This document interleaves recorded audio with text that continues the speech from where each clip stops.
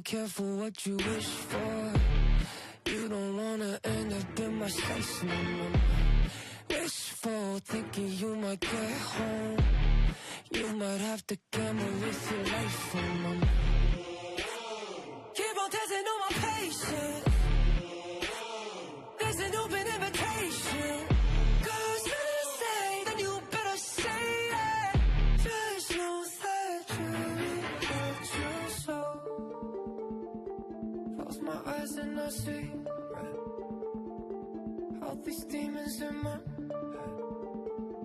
They beat me blue, they want me dead. I close my eyes and I see all these demons in my head. They beat me blue, they want me. I close my eyes and I see. I close my eyes and I see. Careful who you choose as a target. Hit it of a wall, yeah, think I'm on. I don't think you know what you started. Cause one of us is ending up in a coffin. Keep on testing on my patience. There's an open invitation. Cause when I say, then you better say it. There's no surgery at your soul. Close my eyes and I see all these demons in my head. They beat me blue, they want me dead. I close my eyes and I see all these demons in my head. They beat me blue, they want me. I close my eyes and I see. I close my eyes and I see. Strange how quickly you went silent. Wait, now you're saying you're not about it. Don't stop, you should keep on talking that talk. Let's see if you can walk. Close my eyes and I see all these demons in my head. They beat me blue, they want me dead. I close my eyes and I see all these demons in my head.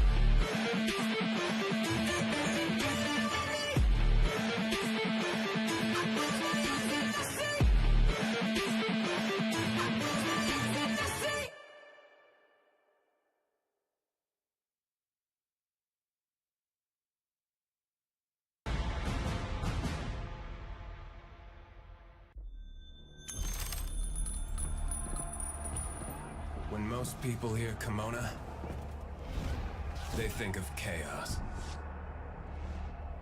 Everyone comes here with a different purpose. Opportunities abound, they say. And I believed them. I believed they'd come carrying peace and hope. But I was wrong. They're all just wolves in sheep's clothing. And you're their prey.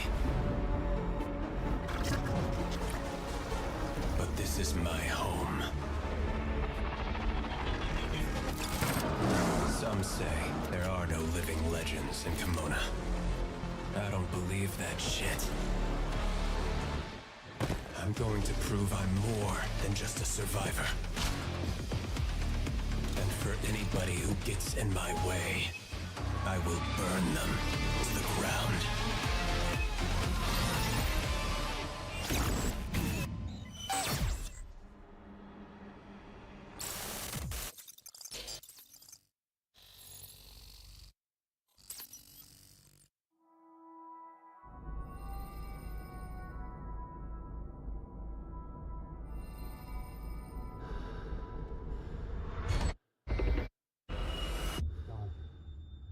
Sarge, we've got something.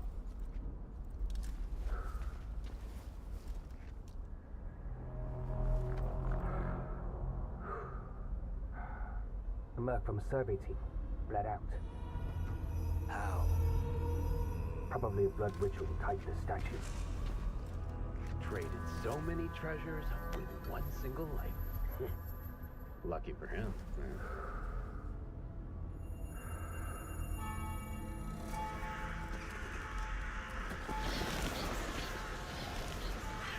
Someone's ahead of us. Take that canister. Move out. Roger that.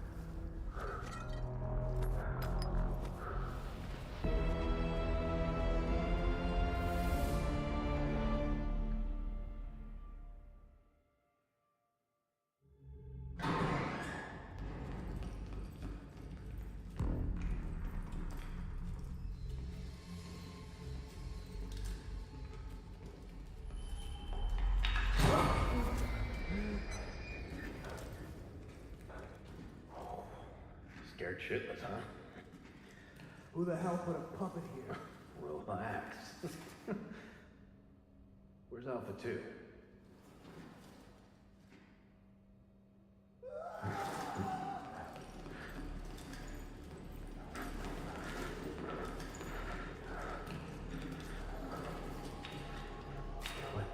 What's that?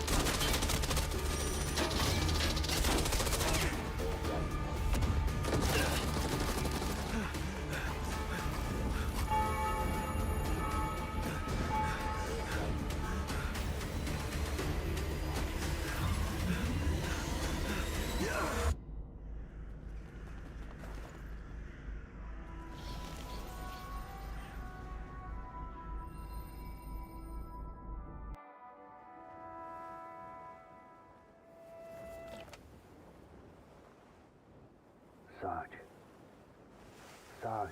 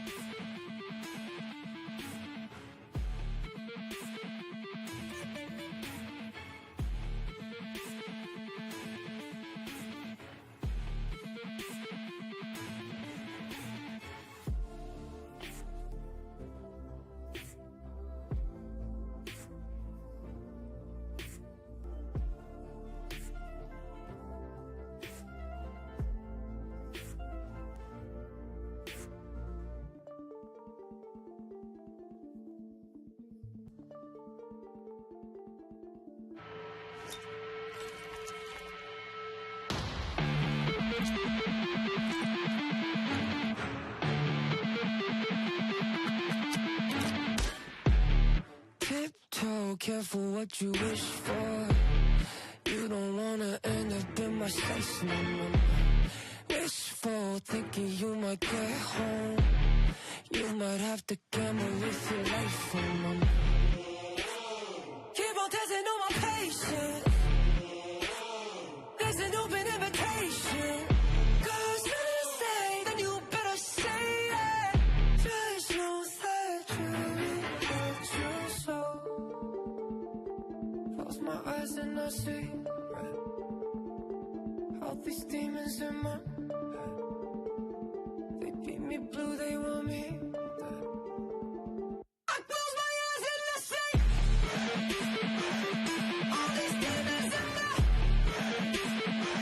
They beat me blue, they want me. I close my eyes and I see.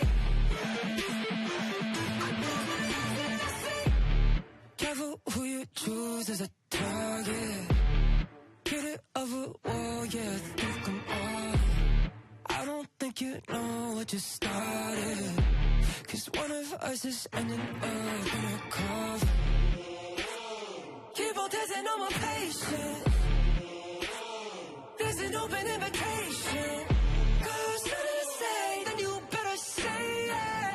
Just know that you're what you sow.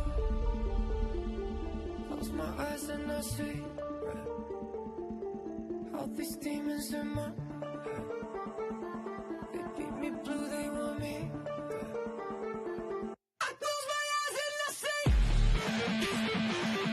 all these demons in my head. They beat me blue, they want me. I close my eyes and I see.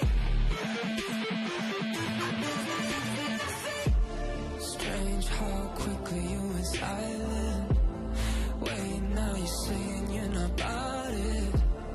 Don't stop, you should keep on talking that talk. Let's see if you can walk. Close my eyes and I see all these demons in my head. They beat me blue, they want me dead. I close my eyes and I see all these demons in my head. They beat me blue, they want me. I close my eyes and I see. I close my eyes and I see.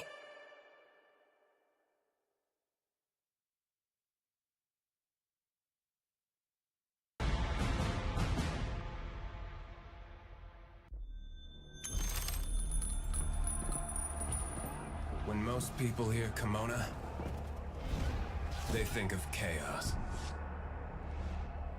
Everyone comes here with a different purpose. Opportunities abound, they say. And I believed them. I believed they'd come carrying peace and hope. But I was wrong. They're all just wolves in sheep's clothing.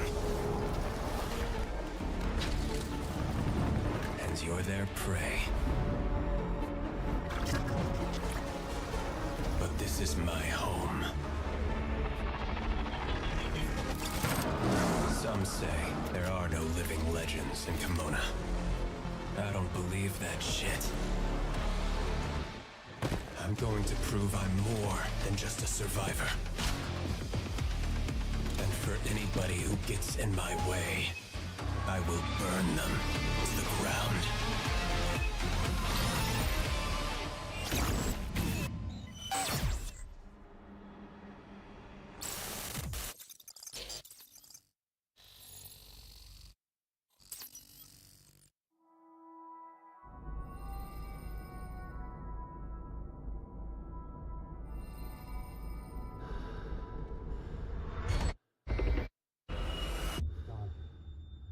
Sarge, we've got something.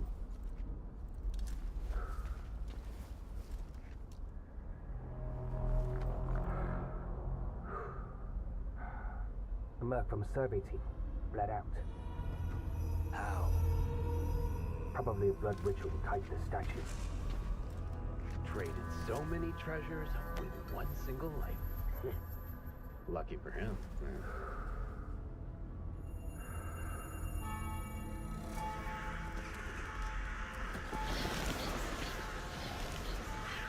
Someone's ahead of us.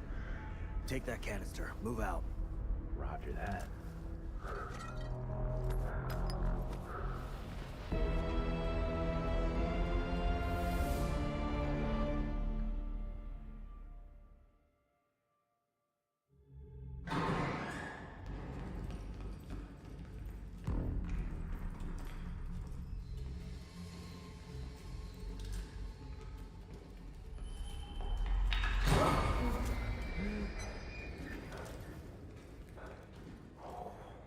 Scared shitless, huh? Who the hell put a puppet here? Relax. Where's Alpha 2?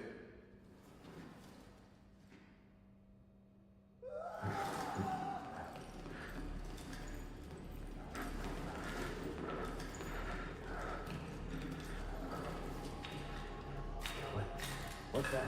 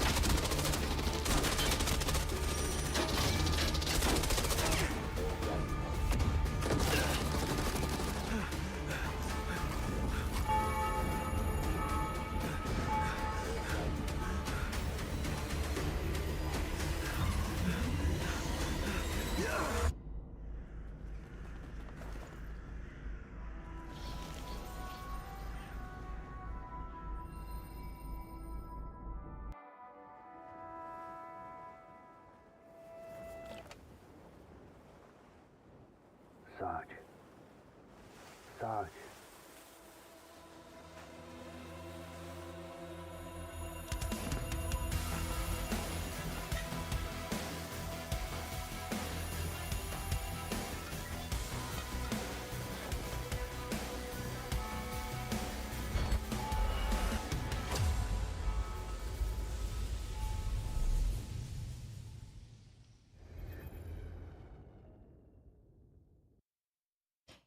Good evening, everybody. Welcome to another banger night of Arena Breakout Infinite. I'm going to get all the acronyms out of the way because we are here for the Community Tournament Finals here tonight. I'm joined by the fantastic Seal. How you doing, man?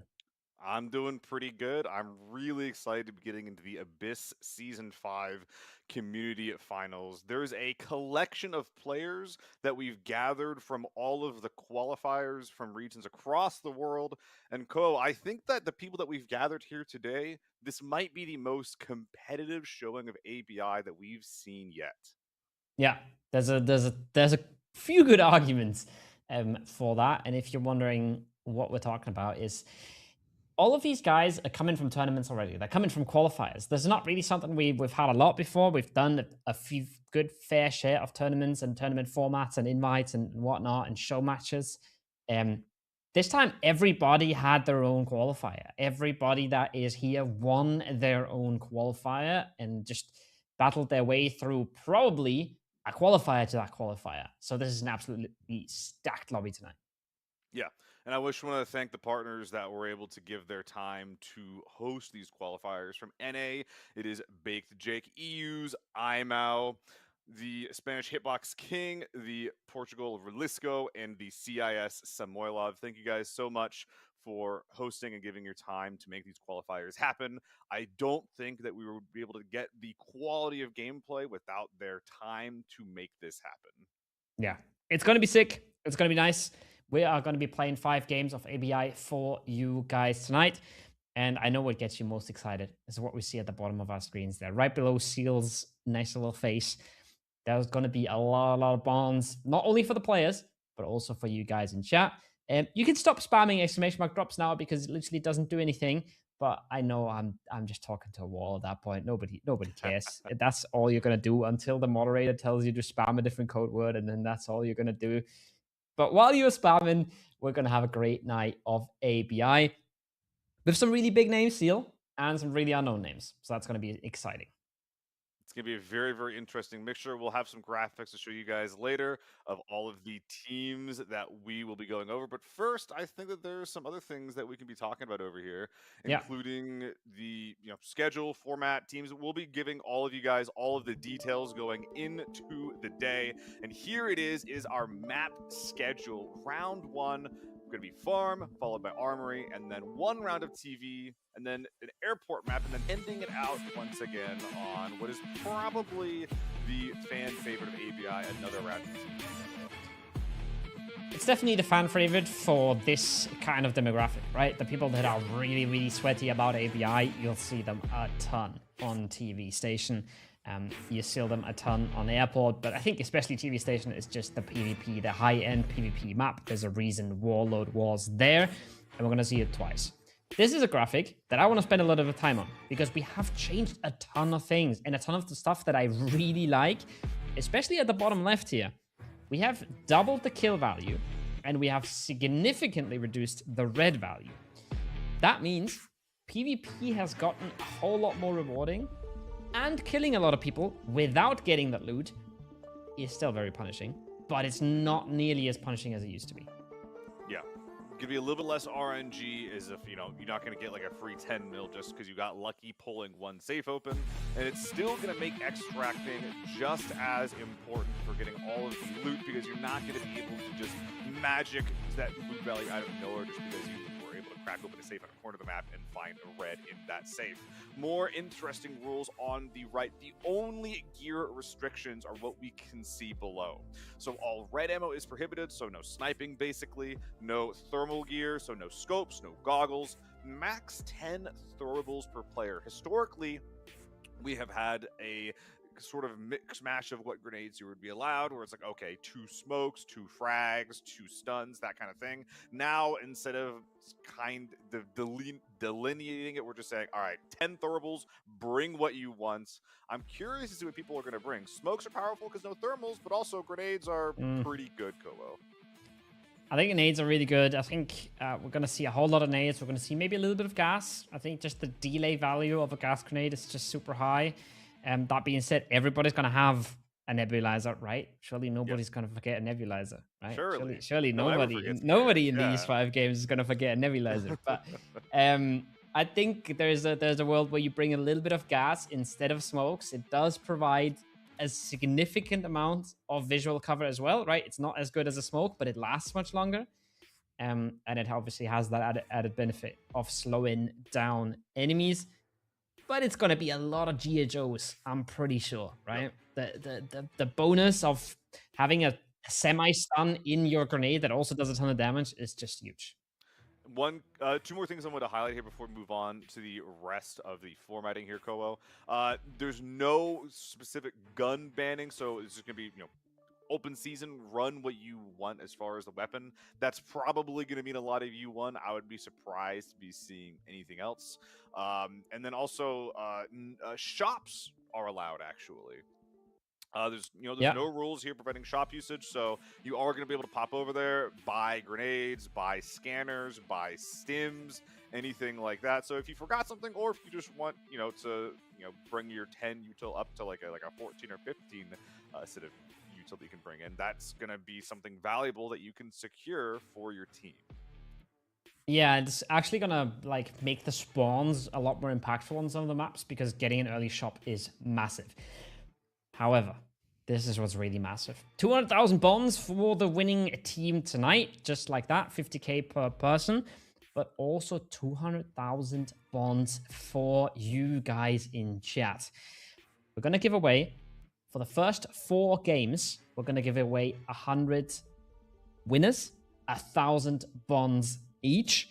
And then for the last game, it's only going to be 10 winners and it's going to be 10,000 per winner. So the last game is the biggest one. It's where you can, as an individual, get the biggest prize. But in the first 4 games, we're going to draw 25 winners each per game. And you're probably wondering, how are you going to be picked to be a winner? Well, I'll give you guys the keyword first. Okay? It is going to be... Oh, goodness, wait. I got it. Okay, it's going to be S5 ABIS. S5 ABIS. So you type that in once, and then you're good. And you will be potentially selected at the end of each round to be selected to get your 1,000 bonds. At the end of a round, we will have a graphic that appears to see if you are one of the winners. So how do you claim them? Well, first you go to your Twitch settings. You make sure that you enable whispers from strangers. And at that point, you will be looking for a DM from a wonderful fellow named Zero Ways Z, and he'll be sending you some more information about how to claim those. And yeah, we're gonna be having like just tons of people getting bonds. Once again, 200,000 being released to the audience here today, Kolo. Yeah. Just make sure you got your DMs open. Make sure you type in the code word. I see the chat has already transitioned into spamming the correct code words now. And then we're going to have ways in chat, like Seal said. It's going to be a 0WayZZ. And that guy is going to be DMing you, and he's going to give you the goodies. If you don't have your DMs open, they're going to go to somebody else. So make sure you are set up for that. And with that, we're going to say goodbye to every message in chat that is not is S Season 5 ABIS. And I guess we're going to get ourselves ready to have a look at our teams here. Yep. Going to be very, very interesting to see these guys. Some of these names that you're going to absolutely recognize and be able to pick out from a crowd, but some other people you might not know or recognize them unless you yourself are a really, really big grinder from your respective region. But here it is. This is probably a lot of people's favorites going into it. From Sector IMAL representing EU, it is going to be Baby Rage, Rockstar, Buggy, and Sura. I imagine this is a lot of people's favorite to win this Ko-Oh, if only because their audiences are just massive compared to the rest of the teams here. It's the audiences. It's in some part the experience, right? These guys are some of the most OGs. We've talked a lot about Rockstar and what he's done in tournaments as well. We saw Buggy with Critical on the show match as well. Both of them doing really, really hot. Despite not having much playtime together, but a crazy amount of experience. Sura, considered by a lot of his fans to be one of the best in the game. And then we have Baby Rage, who's a crazy fragger from the Latam region, right? So that is a bit of an out-of-region invite here into this team. That's cool to see. And I talked to him a little bit about it. He says comms are not a problem, and he's one of the more quiet guys on the team anyways, which I imagine is not a bad thing on a team with so many cooks. Moving on there, representing NA from Sector Baked Jake is going to be Skid, Squirt, Tapped, and Brackus, definitely winning the Creative Profile Picture Award for the event here today, Ko-Oh. Not going to lie, I was tuning into these guys today before the event, Ko-Oh, and I noticed two things. Number one, these guys run on like some really cursed widescreen res. Made the game insanely ugly, but I imagine it gives them a bit of an edge when it comes to hitting targets. But also, their mental seemed a bit fried going into it. Like they were having some kind of like argument or kerfuffle. I know that like as a region, NA, like we love to rib each other, but I'm a little curious going into the games today if there's gonna be any kind of like frustration from the practice and the prep for the event that's gonna leak into the games, Ko-Oh. I don't know. I talked to them, and they seemed so unfazed that I feel like they're just going to be fine. But you never know before the games, right? You never know what's going to come in. Hitbox King, that is the... I don't want to get this wrong. I talked to them earlier, but I talked to everybody earlier, so I don't want to mess this one up here, okay? That is the Spanish-speaking team. Yes, that makes sense. And these guys are really special, okay? Because these guys won their qualifier. And then I went and talked to them, and he said, yeah, we're kind of a team... but we all just really prefer to play solo ops. Wow. And that's just like, that's not what you expect, right? That is the absolute opposite. Not maybe the absolute opposite, but that is very far from competitive squad play. But it clearly worked out for them in the qualifier. And talking to Pickascent in Discord, which should be the second player here that I'm not going to be able to pronounce. DFH, etc. He just smashed his keyboard a little bit. And he said it's just all about reads, all about getting the right information. And I feel like that's such a good approach to the game. Meanwhile, representing the Portugal region or PT region, it's going to be Sector Relisco, Mega, Sabam, Flowist, and Thiago. These guys, they're thinking that they're going to be doing pretty all right, but they wanted to highlight their quote assassin Flowist. Couldn't get a super hard read from these gentlemen, but honestly, dude, they look pretty hard, and it seems like they have an ace up their sleeve. Yeah, I'm sure these guys are amazing. There's a lot of really talented players from that region. I don't know if they look very hard, okay? That's just AI generated profile pictures. They didn't try very hard, at least, but that has literally nothing to say. And keep in mind as well, everybody that is here has won their own qualifiers. This is what I say looks hard, all right? I come from a game where an enemy, if they do have an anime profile picture and maybe even a slightly sad one, then they're probably absolute demons and they're just gonna pop your head off most of the time. That's where Sector Samuelov comes in. That's where Team 50 Cal comes in. It's, I think, what they call themselves, and they should be an absolute force as well. Beyond the vibe check of the profile pictures as well, you were talking to them in their team chat, and they were saying that not only did they massively overperform in the finals of their own quals, winning with 135 mil, but they have prior esport experience as well. I haven't seen any team do this. Even when I played in my own quals going into this tournament, they were like drawing strats out, drawing rollouts out on the map, being like, we get 3 going this way, we got 1 covering the sector. These guys seem massively prepared going into the day. Yeah. And I love to see that, all right? I kind of have a lot of time coaching in other games, and I just love that like little picture he sent us with like a path that they wanted to take, a spot they wanted to hold, some choke points kind of marked out.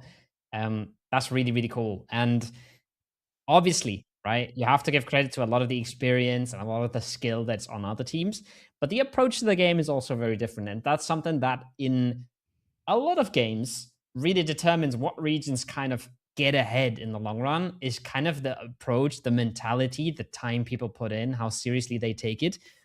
And like we talked to the NA guys earlier, and they seem very chill and very fun to me, and I can't wait to see what they're doing. But it's a very different mindset. And these guys have not come here to mess around. Yeah, there's the mentality of, oh, we're just going to play our game, we'll do fine, we'll focus on ourselves. And then there's the mentality of, okay, we have a rollout planned for every single spawn on every single map. We know what our win con is. We know what game we're trying to play. That's the vibe that 50 Cal gives me over all the other teams here. But Kobo, we're going into what I think is going to be one of my favorite maps of the day. It's going to be Farm. This is one of the maps from previous rounds, from previous events, that we have seen a surprising amount of friction from. Specifically, the difficulty of extracting because of how big, how massive the map is, and because of the 3-lane split, how it can be kind of difficult to sneak past other teams that take up these central or even just like any sort of gatekeeping positions around the map. It's really hard to get information safely, and once you even get that information, to use it effectively to both secure your extract but also to take positive EV fights. I'm really, really excited going into this round 1. Yeah, it's really cool. I think it's a really cool map to start on, based on that it's kind of like the introduction to ABI for a lot of people. It's one of the normals maps, right? It's where you kind of start your ABI journey, so it has a special place in my heart for sure. It's just been really chaotic.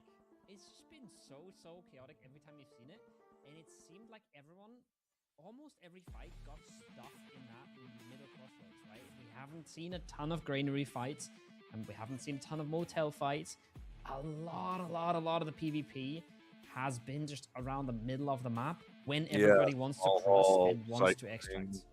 Yeah, it's been a mess, honestly, and these are like fights that are happening in really delayed fashion too. Like, oh, there's 5 minutes left. I guess I gotta do something, so they just go for it. The big name of the game here, I think, is going to be finding out what your conditionals are, and then seeing if you can find some way to play around them. Like, like loot for toolboxes, you get to loot, or you get to extract from the sniper tower. You kill a sniper, you get to extract on that little path north of stables. That kind of game plan. I think this is going to be a very, very off-the-cuff style because, again, it's going to be super difficult to extract, to leave. And I think that if you as a team, you don't have an extract secured off the cuff, you're likely going to be having to cross the map sooner rather than later. Also, Koho, one last thing that I want to highlight here: all of the different regional qualifiers, they did have slight differences in the map pools and the rules and the kind of ABI that they were playing. But the one consistent thing that I saw is that I don't know how there was not a lot of farm played across all of the qualifiers. So a lot of armory, a lot of TV, a bit of airport, not a lot of farm. So I think that this is going to give our EU team quite the edge, actually, because they should have the most comp experience on this map. Yes and no. I think it does matter, and you never like it. It also gives you a certain level of comfort, right? It gives you a certain level of, okay, we've gone through this a few times, we kind of know what to expect. That being said, different teams every time, different rules every time, different guns every time, right? The gameplay changes massively between tournaments, and that's why I think it's also so cool to have esports experience on some of the players, because that's gonna just, you're gonna have learned how these tournaments go and what to focus on and what really translates between different games. Oh boy. And that should be a massive advantage. All right. We got 50 cal spawning on, I believe that was the shanties. And in the meanwhile, well, other teams loading in other places around the map here. And this is a pretty rough spawn here that we're seeing on Flowist. The rest of his boys. This is a really, really edge corner spawn. Some of the nearby buildings should help you hold a very, very defensive area around you, but it's not going to give you many avenues of advance or even many angles to really exert pressure around you. I'm curious to see what the rollout's going to be here. Slow. That's what the rollout's going to be. And I think that's for a lot of our teams as we're doing the first few check-ins. It does make sense for Team NA here, for Team Big Jake. And I like it. However, we've seen teams send it as well, right? We've seen teams send it to small hall. We've seen teams send it down the road. But yeah, contact's been made. Damage has been done. That armor is almost gone. Holy. This is one of those new farm expansions. I'm really happy to be seeing a fight here, as it seems like Big Jake getting some positive trades on Picascent. Teammates holding some forward spots, making space for Picascent as he provides himself some surgery. Curious if Sector Big Jake, if the NA squad is going to try to capitalize off this pressure or not. This particular POI is very hard to push. A lot of defensive angles on the inside that you can use to hold the very limited amount of entry points to actually get in here. It looks like there actually is not going to be any sort of push here. Positive trades being taken from from the building windows, from these little pixel peaks. But you know that this fight's going to be really awkward. It's going to be death by 1,000 cuts rather than one big dramatic moment, at least for now. Makes me wonder what armor they're going into this with. I know that the rigs, they do feel like they expire so quickly. They get absolutely rinsed. The body armor is generally is that a T1? I think that's a T1 and not a U1, actually, Koho. The barrel was a little shorter. Choice. The handguard was not what I expected, and the ADS speed was much faster than I expected. The T1, not particularly busted. It's a very good gun, solid recoil, solid range, solid damage, but I was definitely expecting the bigger brother in the U1, and meanwhile, Cristiano as well. That's a 100-rounder H4 that we're seeing on display, and, especially on a map like Farm, I personally have had issues securing mid-range, long-range knocks out of effective range with the H4. The U1 definitely has that problem less because of its massive damage output and its very, very limited recoil at medium to long range. I'm really surprised to be seeing the H4 being brought out on Farm of all maps. I'm also wondering how good the secondary is. How good it is to carry around the SJ. it depends on a little bit on what the market values are on these tournament servers. But without red ammo, I feel like the impact you're having is extremely limited most of the time.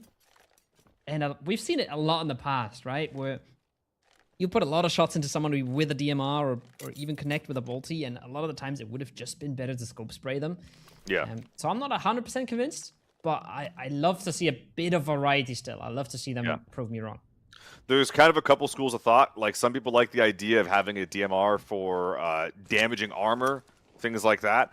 I don't think that's the way to go because of the tier 5 ammo. I think that what DMRs and especially the SJ will shine in is being able to find the one-shot headshot on someone's already damaged helmet. I think that is where the SJ is going to shine rather than any kind of mid-range, long-range armor dinking. I don't think that's going to provide a lot of value that just tap firing or even just going for a full-out spray from a tier 5 AR is going to provide, Koa. Yeah. Oh, these are nasty angles, dude. Oh my goodness. They might spend a considerable amount of time here as well. Trying to find some new tech here. I wonder if they know that tech. I wonder if they know that it's possible, or if I don't think that's real. Yeah, I don't think that's real. I hope it's not. Roofs are kind of nasty most of the time. Yeah, that's a So T1. Bit of a standoff on most sides, but we also saw a team already really centered up there. I think that was Rockstar's team that's already in Motel. I couldn't quite catch that. We'll figure it out when we swap these teams. It looks like that there's definitely just like a big old standoff that the NA team is providing. I think that if our friends across the road, I think if they wanted to leave, they probably could, just by kind of hugging right and crossing the road. But it will be a threat, though. In the meantime, Amigo with his... He's got a T1, yeah. 5 drums of ammo. What are we... It's a T1 9.2! Wait, a 9.2? I don't even think the 9.2 is better than the 9.1. To be clear, the difference between the two is the 9.1 has better ergo, and the 9.2 has... Sorry, the 9.1 has better range, and the 9.2 has better ergo, but the 9.1 already has massively high ergo compared to their options. I'm really surprised to see that gun today. It's also just a little bit more damage, right? A little bit more damage within range, a little bit more damage out of range. I think it's the same. I think it's the same damage with the 9.1 and the 9.2. I think that's identical, actually. I don't know. It just kind of seems like intentionally picking like a short barrel on an H4 or something. I'm really surprised. Yeah, I'm not 100% sure about what's going on there. The H4 I can kind of see. It's kind of a comfort pick, maybe, right? It's just a gun that you've played so much more. And I think the H4 is still really close to the U1. It's not a U1, but it's kind of the second best, right? Yeah. The T1 and the T191 and the T192 are just worse options of the U1 for me. So I don't really know the logic there. I guess it's the ergo, but yeah, it's more looking at this gameplay, you're not going to be like, this is exactly like where you don't need ergo, where you're just going to be scoped in most of the time anyways. Yep. So I think that the damage and the range kind of prevail. But we'll see. We'll see. They get to prove us wrong. With 17 minutes left on the clock and a lot of armor kind of touched, and that's about it. Yeah. Apologies if there's ever a bit of confusion as the team that we're on, by the way. It seems like some of these guys have not properly set up their names, or at least with the names that they gave us. So if there's ever like any small confusion as to who we're on, that is why. We'll do our best to figure it out moving forward. In the meantime, it looks like Grain has been taken by Sebam from Sector Relisco's boys. They're just doing some looting, seeing if they can't find one of those reds. And, why not? You have, these are full length rounds, I think 35 minutes. So there's not a lot of urgency in the beginning of the game beyond the opportunity cost of, well, is there anyone going to be, would they be watching this early or not early game, but then start watching it later in the game?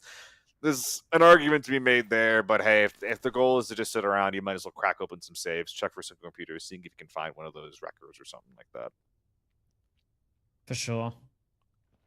As long as you're not really missing out on important information, then it just doesn't hurt. Okay, starting to move out here. taking the rocks outside of grain, looking to get some info. From what we can see from the new increased tag distance, it looks like there's no one particularly nearby. I believe the guys in the distance from the 50 squad, last time we saw them, they were holding strong around the small hall area. Maybe they moved up to stables. Yeah, I don't think they're that far. I think they have moved up to stables, yeah. We'll check back with them when they maybe begin to clash. In the meantime, no particularly different angles being taken here by the NA squad. Skid on the right side looking for little peeking opportunities.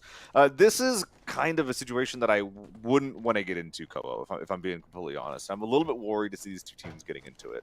The NA squad here, Big Jake, Skid, all these guys, they have a lot more agency over how the fight happens. They're definitely like the gatekeeping team here. They have some small angles onto their opponents if they try to leave from across the road. And they could, at any point in time, just leave throughout their own back alleyway and then just rotate over towards Villa and then maybe over towards Motel. They are intentionally deciding not to do that right now and intend to just take this like rather aggressive gatekeeping position. And I'm not sure if I like that. I kind of would prefer to see this team try to secure the extract first and deal with the fight later, rather than forcing this fight that seemingly is not going to happen anyway right off the rip. That's just my opinion there, though. We'll see if they actually end up getting any value from this one. I feel like they both could leave, and neither of them has chosen to. Obviously, the second you move, you risk walking into some sort of ambush. Third party, yeah. Just walking into a team, but there's a lot of worlds where you can leave. There's a lot of times where you might be able to leave, make some sound somewhere else, maybe leave a lurk behind, even if it's just for the information, right? Like you. Well, this is a hell of a lurk. You might not fully disengage, but a full engage here, a full-on fight, it's tough to pull off, right? There's a lot of angles to be cleared. There's a lot of crosses to be made, but I can tell they want this. Team Baked Jake doesn't want to mess around. They're looking into this. This is not a cross. The map ends. No, but, he was at least he was looking for it. He was trying.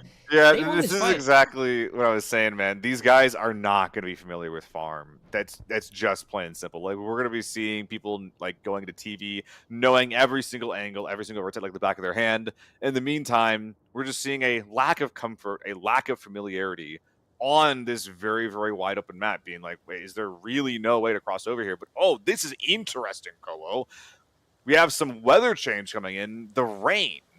I wonder, all of these guys, to be super clear here, every single person here is going to be wearing an SH65 helmet. This is the best in slot blast helmet, providing the least noise reduction, comboed with is either the second best or the actual best protection, with the divided HP pool between the helmet and the face shield. Despite the lack of noise reduction, though, or the lack of sound blocking from the helmet, it is still pretty awful to wear this in the rain. Partially because the water droplets, but also just from the noise that it provides. This is going to make rotating and mobility quite a bit more effective here. Less likely to hear you, less likely to see you. Yeah. This is exactly the loadout we expect, right? Oh, yeah. The 96 rig, the cheater rig, some might call it. We got the big field bag, got a U1, SC65, tier 6 chest. This is exactly what we expect. And I'm almost a bit surprised that we're getting so much variety on some of the other teams. But I do like this from Solarlov. They took one of the more center spots, more information, more sidelines. Much better setup than sitting on an edge of the map where you don't hear what's going on the other side. I really, really like these central spots. Stables, small hall, kind of motel. Motel's kind of hard to leave. I tend to prefer like the stables area and the small hall area quite a bit more on my end. SHO, the grain team moving on to stables here.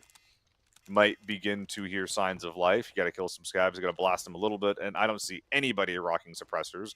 Instead going for the additional recoil control that is provided by the compensators. Meanwhile, though, sharing a wall here is Skedaddle. Yeah. Might be trying to get some cheeky jump shots going here. He's got to dodge the nades first, but he's at least led them. Oh, that's tech. Yeah, love that. Love that. That's pretty clean. Making sure the armor doesn't get tagged. We see it a lot with the helmets, just for the information. But I like that as well. Sometimes your armor just gets absolutely shredded. And even if it's just that little chink in the visor, right? With the rain addition, that can cost you a lot of visibility. So I love it. It's so annoying. It's so annoying whenever you have this cracks in the visor. Seems like our NA crew might be getting a little bit impatient here, as it looks like cracks in the visor, a ton of damaged armor as well on Cristianito, Amigo, Picascent, and Magua from the Hitbox Yes team. However, he just needs to make. You can't peek that doorway. You just can't do it. You're gonna explode if you try for it. He can. In the meantime, though, And he will. Look at it. oh wow, we're actually okay. Yes. So nading to get him off the corner. Then once he falls off, going to try to hold the angle, at least go for a little jiggle peek here and there. Look And at these the nades, damage look at that that, did. dude. These nades are landing directly into the laps of Yeah. all of his targets. Excellent Grenadier. I wouldn't be surprised if this guy just picked up like 10 GHOs with skills like that. I wouldn't be surprised if everybody did that, okay? I think that's a pretty valid decision overall to make. But he's still playing with fire, like you said, right? He can still absolutely get his helmet ripped off here. He's peeking a whole lot of left peeks against the 7XU1. Oh boy. This is the H4 needs- actually. This is not going to be as dangerous as it could be. Yeah, it still hurts, all right? It's still pretty solid, but he is also not overstepping so far. He's holding the angle now, right? He conquered the angle. He's holding it for now. But it's a good reposition from Cristianito. And now the game's kind of up from both sides. They both have a pretty good idea of where the other one is. But looking at the armor damage, it's really just Picascent who's down. Wait, is that a knock? Pretty low. That looks like a crawling player to me, yeah? Nah, sure. It looks like he's I'm pretty he's sure that's a out. knock, and then a flush as a GHO from Squirt, I believe, is able to finish that off. Finally, something given here. Amiga trying to put some pressure out, taking Squirt off the doorway there. just rolled him, honestly. Dude, NA, they see the blood in the water, and they are trying to take this advantage to the bank. More nades coming in, forcing repositions from Magua and the boys. Pineapple grenades coming out, trying to push these guys back. Squirt on a head glitch angle. Oh my, if he had the gun ready, Magua could have been taken down. I love it, man. They're not messing around. I think that might have even been a GHO from Cristianito where he flushes himself because he gets knocked nading, but Squirt just crazy aggression, opens that wide up, and we all know it's hard to peek a left peek versus an H4 versus a U1, but he just dominates it anyways. Now he's again playing with fire. He's again looking, but he doesn't want to stop anytime soon. And yep, there's a stun coming out. It's going to give him the information. Does it give it in time? Looks like he's going to be okay. And that's a GHO that might do another bit of chunky damage. Looks like Squirt not liking what he was seeing, taking some damage from some of the teammates, or maybe from nading himself, not quite sure there. Pulling back to the truck to go for a little top off. In the meantime, Magua sensing him on that truck, cooking the pineapple, looking for some big damage. Can't quite find it. This is what that 10 nade rule really lets you do, just you don't have to, you can bring so much lethal util, and even a Molotov taking his legs off. Oh my goodness. I don't think he saw that coming in a million years, dude. They heard that too. They know he's weak at this point. They know he's moaning. They want to close that gap so badly, but it's so hard. And they haven't really wrapped around the entire compound now. Nade's coming back the other way. More damage coming in. And this man is going in sometime soon. He's not going to wait. Oh, the headshot! Out of the picture. The pressure that the NA team was putting out, they thought they had an opening, but they were able to take both players down. Looking for the trade, 2 falling in the meantime. Their turtle tactics are working out well. NA squad, they're not happy about this at all. The reinforcements have come in, Brackus and Tapped getting involved, but they kind of just have to take the same type of fight their teammates were taking. And at this point, I'm a little bit concerned about third parties. We're sitting out here in the middle of the road. There are other teams on the map where their extracts are right here. This fight is stalling out. They're down a man. I'm not liking this for the NA crew. Man, they had such a good opener as well, but it kind of just felt like 2 players working for the entries, and the other 2 just kind of holding their ground, hanging out, surviving, making sure they're not making any mistakes. And it's really come to cost them. But we talk about this fight, right? We talk about how it took a while. There might be third parties coming in, whatever. We're at 6 minutes now. Wait a There's minute. 6 minutes left in this map. I wanna highlight something here. The 50 cal squad pressured SHO out of stables. They 50 cal they pressured in. A lot of the armor was taken out from the SHO boys, and now it is 50 cal that has made their way most of the way across the map. They probably have an extract over there towards Grain. Meanwhile, SHO 6 minutes left, sitting on the same side of the map they spawned in. What is the game plan? How are they going to get out of here? It's so tough. It's so tough. You can get punished so easily for the aggression, but you 100% are going to get punished for doing nothing, right? For not getting any ground, for not getting any information. It's never going to be working out. And the same is true for Team Hitbox King here, for example, right? They now got the better end of the trades. They haven't done anything with it. And unless they have some crazy extract we don't know about, they're going to have a lot of ground to cover. And they haven't even finished the fight just yet. So there is a certain value to just taking the fight. But almost every time we end up seeing this game of chicken, whoever pushes first, and that's usually the team getting punished. Saw some big damage from Molotov earlier. Amiga looking for a wide left peek on Brackus, instantly punished, turning this into a 2v2. Liking the play from the boys. 5 minutes left. Magua going for an aggressive cross here. Brackus catching him out, getting some solid damage, and the armor is all but gone, Koho. And meanwhile, Brackus, full HP, but Tap T downed, trying to crawl off the high ground. Yeah, he actually is able to. I didn't know you could do that, surprising. I know you could actually fall off of ledges like that. That will allow Brackus to start the res. And in fact, I think that because this fight is so long, Picassent and Magua, I think they're out of util, Koho. Yeah, but Picassent has the big flank, and I would love if Magua just kind of held his ground and kept the attention on the side where Picassent is not. Oh, they I had think a that could have grenade. worked wonders. Now they're Didn't both pop on switching the it out. flash. They're not going to find anything here. And time is ticking. I think with seeing other players move into range, I think that's Team EU, Team IMAL coming in as well. Not sure how far they are. Like you said, right, the tags, they reach quite a distance, but it wouldn't be unheard of to see them move in this way because, once again, 4 minutes left on the clock and everybody's here in this fight.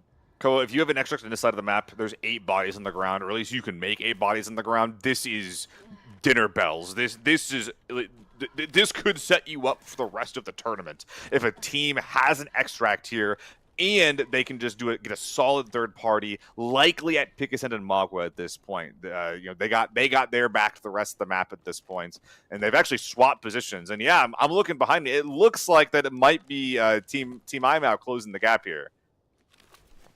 Yeah. Stood in the plate. The bell has rung.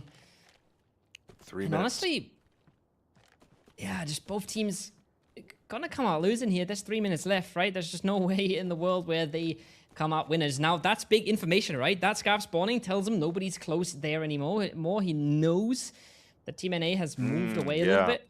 That being said, what can you do with it? What's that smoke gonna buy you? They're gonna try to loot some bodies, get the hell out of Dodge, but where are they going with this? Like, 3 minutes left. Where do they even want to end up? Oh boy, yeah, I think that actually is Buggy and Co. inside of Villa. That's definitely not them in Motel anymore. Tap T Brackus double gunning. It looks like they were able to secure some loot as well, so good for them. They're going to be beaten feet trying to cross the map as fast as humanly possible. In the meantime, Thiago, where's his team, Koho? I don't see any of his boys. I see smokes on the ground. All right, I see dead bodies on the ground. I think they might have gotten themselves punished, and it's Team 50 Cal. And Team 50 Cal, well, we saw them a whole lot of time. Oh, they know done as so. well. That's more damage. That's more damage. That's a player prone, knocked, dead. I'm not quite sure what we just saw. That could have been Big a death, damage. but the UI takes a bit of time to update. They've definitely got some kills on their belt here. 50 Cal, they look good. And I think they've punished everybody except Thiago, and they are so close to the extract as well. Thiago hopping out, walking through the main entrance of Grain. 50 Cal going to be hunting him down. In the meantime, Picassent looks like he got hit in the back by the EU squad rolling out, trying to fight for his life. 1v4. Can he do it? T192 standing strong. Buggy getting slammed. Baby Rage holding the angle. Here's the frag. Is going to be backing off at this one. If you're Picassent, all you can do is play for kills. You're not extracting with loot. You're just going to put on the best fight that you can, prevent these guys from extracting or getting your KP. Yeah, also, there's 2 mil. 2 mil per kill, right? So that's pretty big, even if you're not getting out. So you can make some serious money here, and you can cost other teams a whole lot of money who are also feel like they have more pressure on them because they can still extract. They still kind of want to play for that objective, while all you're doing is playing for the ruin. That nade's going to give his position away.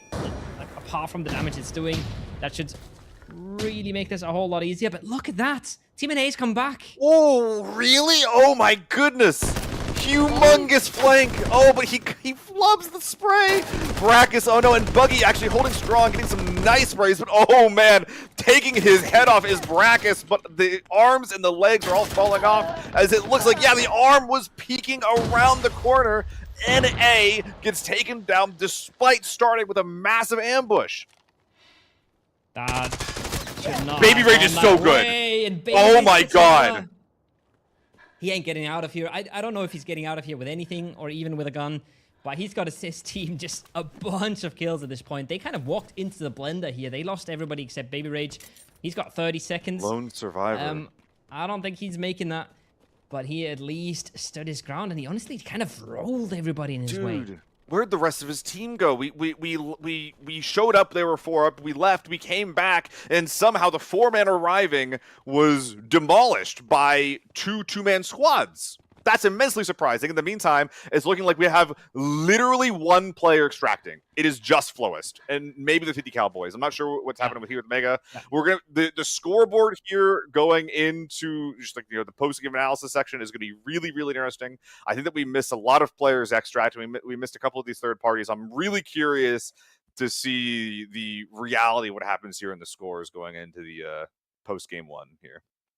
We just saw it on the screen as well that one of Team NA got out. So they did send 1 out, and they only sent 1 to the third party. And that makes a ton of sense to me. But the loot value was still only 1.9 mil. That's not a lot. That's not a lot in this mode. That's not what you expect to get out with full body. when you get a bunch of kills under your belt, right? So, not sure what went on there, but they got something out. I assume it's backpackless, right? That's the only way they got anyone. Yeah. And that's the only way he ends up on 2 mil.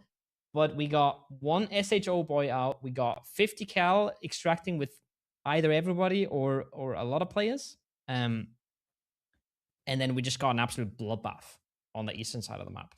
Team EU walked in there expecting to just roll over a fight, and they got absolutely folded except for Baby Rage. Yeah.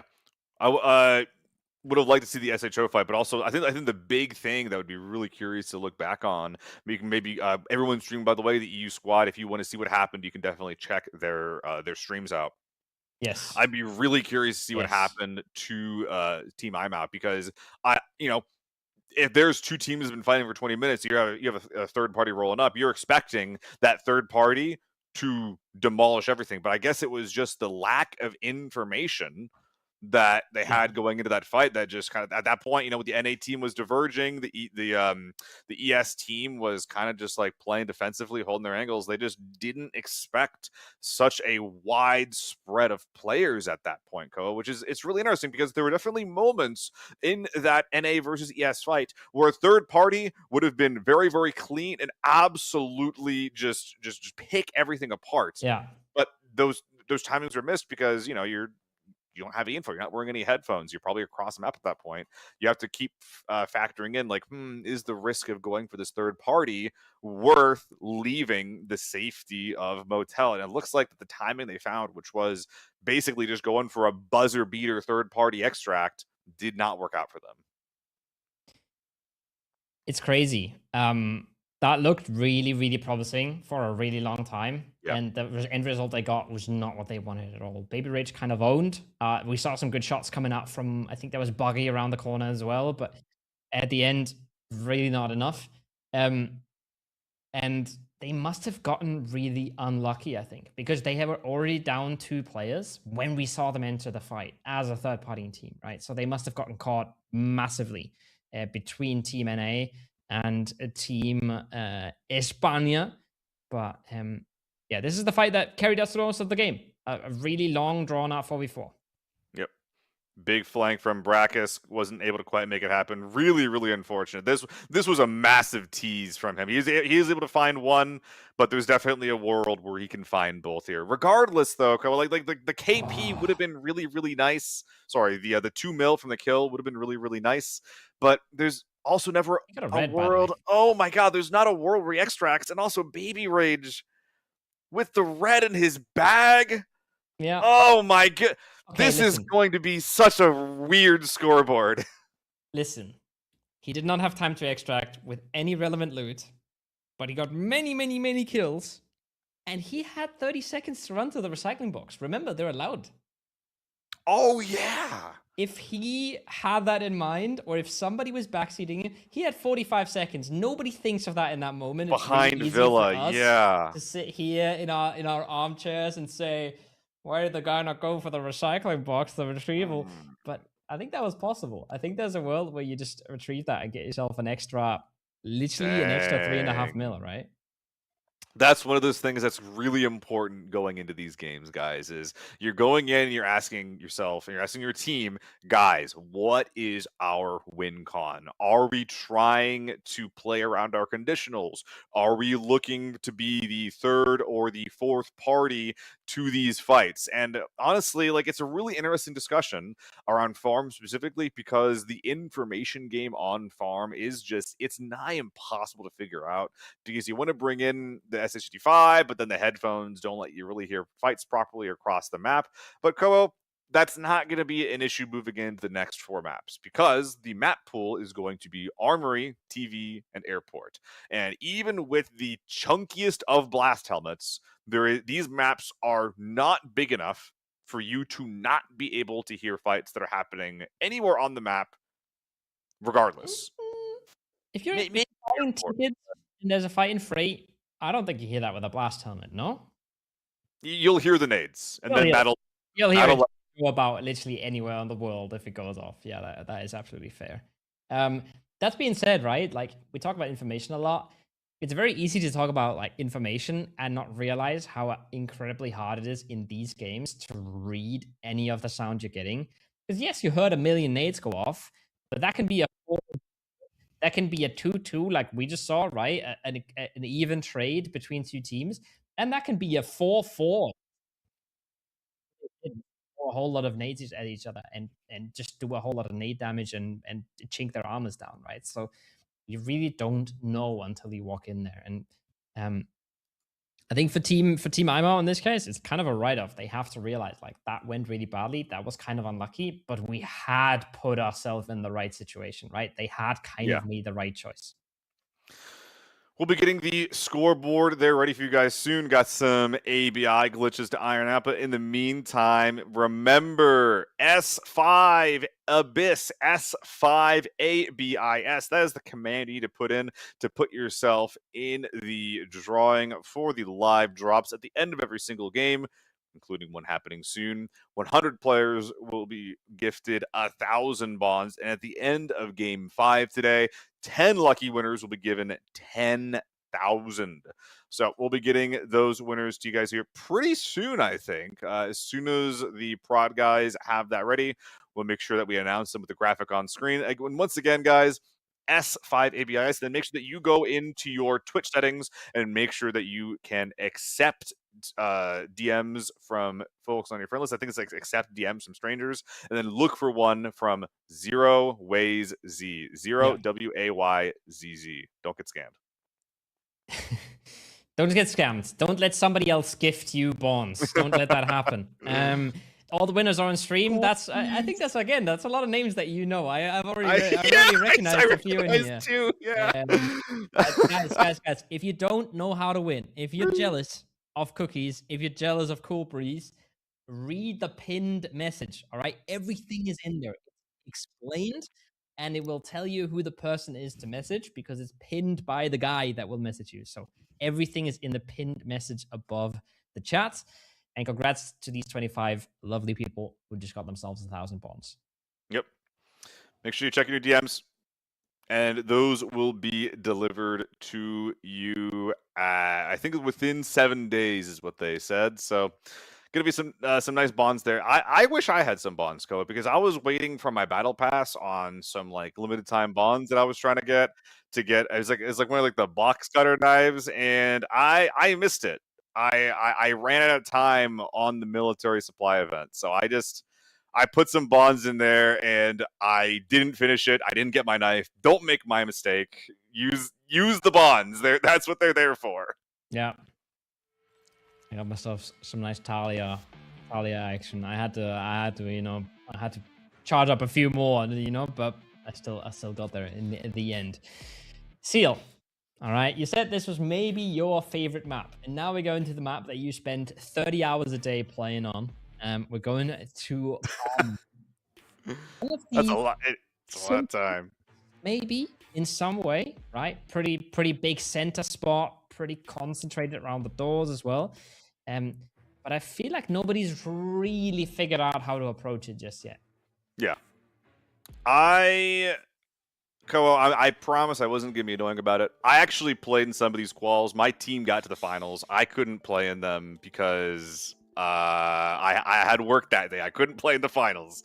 But when we play on this map, it feels like it either goes one of two ways, right? People fight over the doors, or they don't. And if they don't, then the outside fight is bonkers. It is tons of rotates. Yeah. There is really, really strong power positions that teams try to hold in repair and radar specifically. And if you're not in one of those two spots, you're kind of just trapped in your spawn unless you move quickly. That being said, the motivation for going inside, it's twofold, right? It's secure extract and safety, but also it is safes and reds. But in this format, we don't care about reds. Not as much anyway. They're nice at 2 mil plus the actual value, but teams are not going to be as motivated to commit for them, to risk the doors for them, Koa. Yeah. I think there's two things about this that I want to say. We're fighting for the doors. Hold that thought. They are flying on in. This is kicking off right away. This guy is hip firing over the top. He does a bit of damage. They're all just piling on in. Oh, SH actually taking the high ground, taking one down, taking two down, clicks on the 75 round drum with U1, but oh my goodness, his team all fell around that right side flank. And when all is said and done, SHO with 4 up, trying to secure the knocked teammate of Thiago, they were able to do a clean squad wipe without losing a single player yet. Yet's a big word, but here this is where everybody that's watching this is screaming like, oh, you gotta go third party this, right? You gotta push this. They're just 2 up. Nobody knows. Nobody knows this, right? Nobody knows that this fight has taken us 6 players from their alive state at least, and that there's a double reset happening right now. So I don't think the third party is going to be flying in just as we expect. And at the same time, we have a team trying to get in here on the tent door, and that's really going to be the bigger threat for SHO. Cool. You say, why don't you go third party? That reminds me of like a Lord of the Rings quote. It's like, what about second breakfast? Like, oh, what about third party? Have you heard of fourth party? Have you heard of fifth party? Just because you're the third partying team does not mean that you are not also going to get shot in the back. So definitely a big threat there. That being said, Tap TV, Skedaddle, Brackus, where the rest of the NA boys, they are going to be taking the 1-minute 40 door over by the tent side of the map, patiently waiting while they try to make their way in. And at this point, my questions go towards SHO. Are you going to commit to the interior after you have 4 bodies that you have made with loot that is going to likely be very, very easy to secure? Or are you at that point, are you going to be trying to work an extract? For example, the mine and the radar lever is next to you. You could have conditionals. You could go back to the timed extract over outside of repair on the tunnels. You have options. I don't know if the EU boys, the Headhunter clan, is going to give it to them, though. But they actually are committing inside, and this is going to be after one team fight going straight to the next one. That's crazy. Look at their armor as well. So many of them are just absolutely zeroed out. That's a zeroed out helmet and a zeroed out vest on one of them. This is going to be tough. This is going to be tough. Team NA has put themselves in a really good spot here. They've put themselves in a really good position. to punish this. And I don't think there was an easy answer. Especially going back outside sounds extremely scary, but you know that you're going to have a fight inside as well, right? So, Yeah. not sure what the right play is. Not sure what the right play was, but they're going to have to figure out something here. They have made their bed, and they're going to have to lie in it. They're committed very hard here against this NA team. In the meantime, I'm not even sure how much loot they were able to realistically secure from that fight win. And in fact, yeah, very little. It is actually Rockstar and the rest of the EU team that have done, you know, I'm not even sure if they fired a shot with this fight, Koa, but they are definitely going to be getting the spoils from a good chunk, if not all, of the players on this team. Popping the Nevi after we already start choking there. But in the meantime, it's going to be Dorms being the spot of that the NA team is trying to hold. Mega holding with the SJ here. Not a huge fan of using this against someone who we basically know for a fact is full armor. You got the headshot like 3 or 4 times, literally, to find a kill. That being said, taking one bolty shot and dipping out is kind of a nice way to approach a fight if you don't have armor anymore. But we got action. We got an absolute engagement out here. We already got Baby Rage on no armor as well. These guys, when they meet each other, they immediately shred each other's armor. We've seen this time and time again. Baby Rage is on half HP. He's got to be careful. He's been taken out pretty low. And this is so aggressive again. This is awesome, dude. We've never seen a team die instantly like this, and now everyone is fighting over the spoils. Everyone's fighting over the loot. Magua and Mega, they want their share. They want their cut. Sure, at low HP, Rockstar actually one of the better defensive positions here, going to be able to provide information, provide audio to his team about where this guy is. In the meantime, Sura looking for his own pixel peek here. Helmet has taken a ton of damage. The body armor is still at full HP there, though. He's got to be careful. 2 or 3 more shots to the head, and he is down for the count. No knock. Do not collect 200. Do not pass go. I was really hoping we'd get some time to talk a bit about that early game and how that kicked off crazy style. But everybody's just going at it. That's a helmet that looks popped. It's not at all. It's just the visor. He's taken every shot to the front of the helmet. And his helmet itself is still full HP. He's just going to have to just peek them with the back of the head at this point, right? That's all he has to do. To peek them with, just rotate the helmet 180 degrees, wear it like that. Don't worry about the details. I'm sure it'll be, just find a little screwdriver and just poke holes into it. It'll be fine. I'm really interested in this play though, about like trying to pressure that EU team so hard. I'd be worried about a third party at that point. But you know, we still have same kind of angles being held here. This is actually a surprisingly aggressive hold from the SHO boys co-op because they're taking proactive peeks. They're taking some pretty like I said, proactive gatekeeping positions, and this is despite most, if not all, of their team having zeroed out armor. This is very brave. I love it and I hate it, because this has the potential to really, really slow us down and come back down to the wire, but with a potential big win, right? With a way to get yourself literally 3 meters from the extract, I can kind of see it, and I kind of like it a whole lot more than what we saw on farm. That being said, like I said, right, the spoils have been taken away to a greater extent on the outside. Cristianito, though, he's gotten a big flank. These guys... You were saying it, right? In the pre-show, I told you about the solo ops thing, and you were saying, do you expect a lot of solo ops from these guys? I said, nah, there's no way, right? But they're actually the team that's really flanking the most. Their team play wasn't super clean in the last game, but they take space, they take flanks, and that's not something that a lot of teams are daring to do right now. I really, really like that. They're putting headhunters in a corner on the back of this top hill. The problem is that once you get into a really strong defensive position, you can't exactly flank a hill. And unfortunately, dude, I think we saw it twice there from Omega. They're taking they're hard committing to these out of range fights with guns that are not built to be good for out of range. I think that he would have killed Sura earlier if he had a U1. And at that point, he couldn't take out Rockstar either. At that point, meantime, Buggy just hard committing to U1 sprays at 1 billion meters, basically, and getting a lot of value from it, including, look at this, double gunning here, U1 primer, U1 secondary, double field back in the bag. I feel like our EU crew, despite taking quite a few engagements, are probably in the lead here as far as the amount of loot they've secured, Koa. Yeah, they just got themselves the spoils of that fight. I think they have multiple people double gunning at this point. And if they don't get mega punished here, they should be okay. Pickasins. Baited We've by all been there. scavs. We've all Yep. been there. The scavs. Wow. Spawning in the middle of the map. On one hand, we're getting baited by scavs. On the other hand, we're popping that safe. Are we worried or are we not? In the meantime, Oh, look Sura at Jura. looks like he is in the low ground trying to claim the safe, if anything. I hate being in shooting range, Koa. It feels like I can just always get surrounded really, really easily. He does have Buggy and Rockstar on the high ground to help support him if this guy does walk over that stairwell into him. But they're also getting distracted by, who was that? That was a Christianito on the backside of the tunnel extract. This is such a cool, dynamic fight that we're seeing. Magua, though, making his way up the staircase, and Sora actually getting aggressive. Magua holding the angle.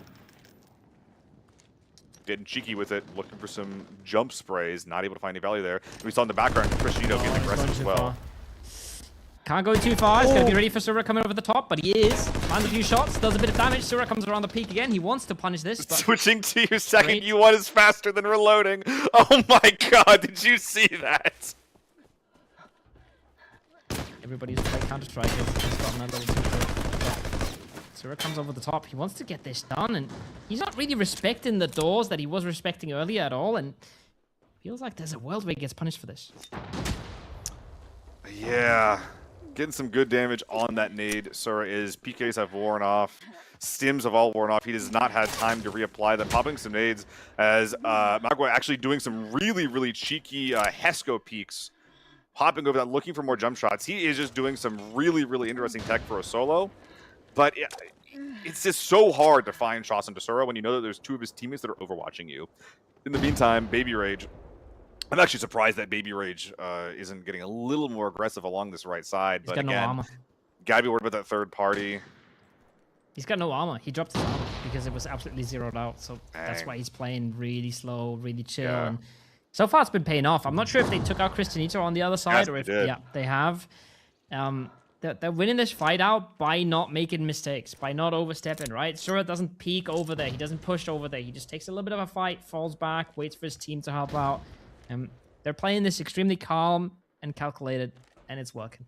I like what both teams are doing. I feel like both teams are leaning into their strengths. What they're like, you know, Headhunters just playing solid four-man squad ABI, making sure that you're leaning on your teammates. If they have a strong spot, let them walk into you. And in the meantime, just that strong solo play coming out here from Picasso and Christianito. It didn't work out, but I think honestly, Ko, I think it's mostly because of the gear they're choosing rather than any sort of execution errors. It's also just really hard to walk into a four-man from one side if they're not really being all too greedy, not really making a ton of mistakes, right? It's not We're like... out of ammo. That's crazy. That is absolutely crazy. He dropped his bag somewhere, right? So doesn't have a ton of reload available at the moment. We saw them getting a little bit of poking into, right? We saw them Baby Rage getting caught out a bit, losing his armor, then a few shots in the back from Christianito. But as soon as you're kind of identified as a solo, it's so easy to single you out and punish you. And a tiny overstep will cost you your life against a four-man that's just holding their ground with you once. Hitbox King's crew looks like that they're going to be backing up a little bit here, moving across the river, taking a more defensive approach to this. If they can control the tunnel, they can perhaps force the Headhunters to push into them. A defensive fight is almost always better to take than an offensive one here, especially when you're down men. And controlling the most likely extract that the EU gang is going to be wanting to access is a pretty good way to do that. So they're going to be making their way over there towards that extract slowly, but you know, you got to be scared of a lurker. Playing those back rocks is a really, really strong spot to be near the backpack list. In the meantime, Headhunters, the EU gang, still just kind of reconsolidating themselves, feeding Sura, making sure that he has all of his ammo, all of his meds. It's a pretty big shame that he lost his gear at some point. It feels like he's just getting fed right now. I wonder what happened to it. There's no way you don't bring. I mean, obviously they're shooting a lot of ammo, right? I get that. I don't. Yeah. Surely you bring a ton of backup, right? There's no way you put yourself at the disadvantage where you have to walk. I think he up to dropped your it. teammate I think that he and get brought out. it. It's just gone is what happened there. In the meantime, PPP looks like that they've actually taken quite a few hits despite going up against a very, very damaged squad. Losing one player. Face is all but gone as well. And I can't quite tell, Koa, but are they still up against a four-man here? SHO looked exactly like a 4-man. Yeah. Wow. SHO is a full team, and this hasn't really changed a whole lot. This hasn't advanced all too much. Skedaddle out of the question. A lot of damage done, or some damage done on the squirt, but his position is pretty isolated here as well.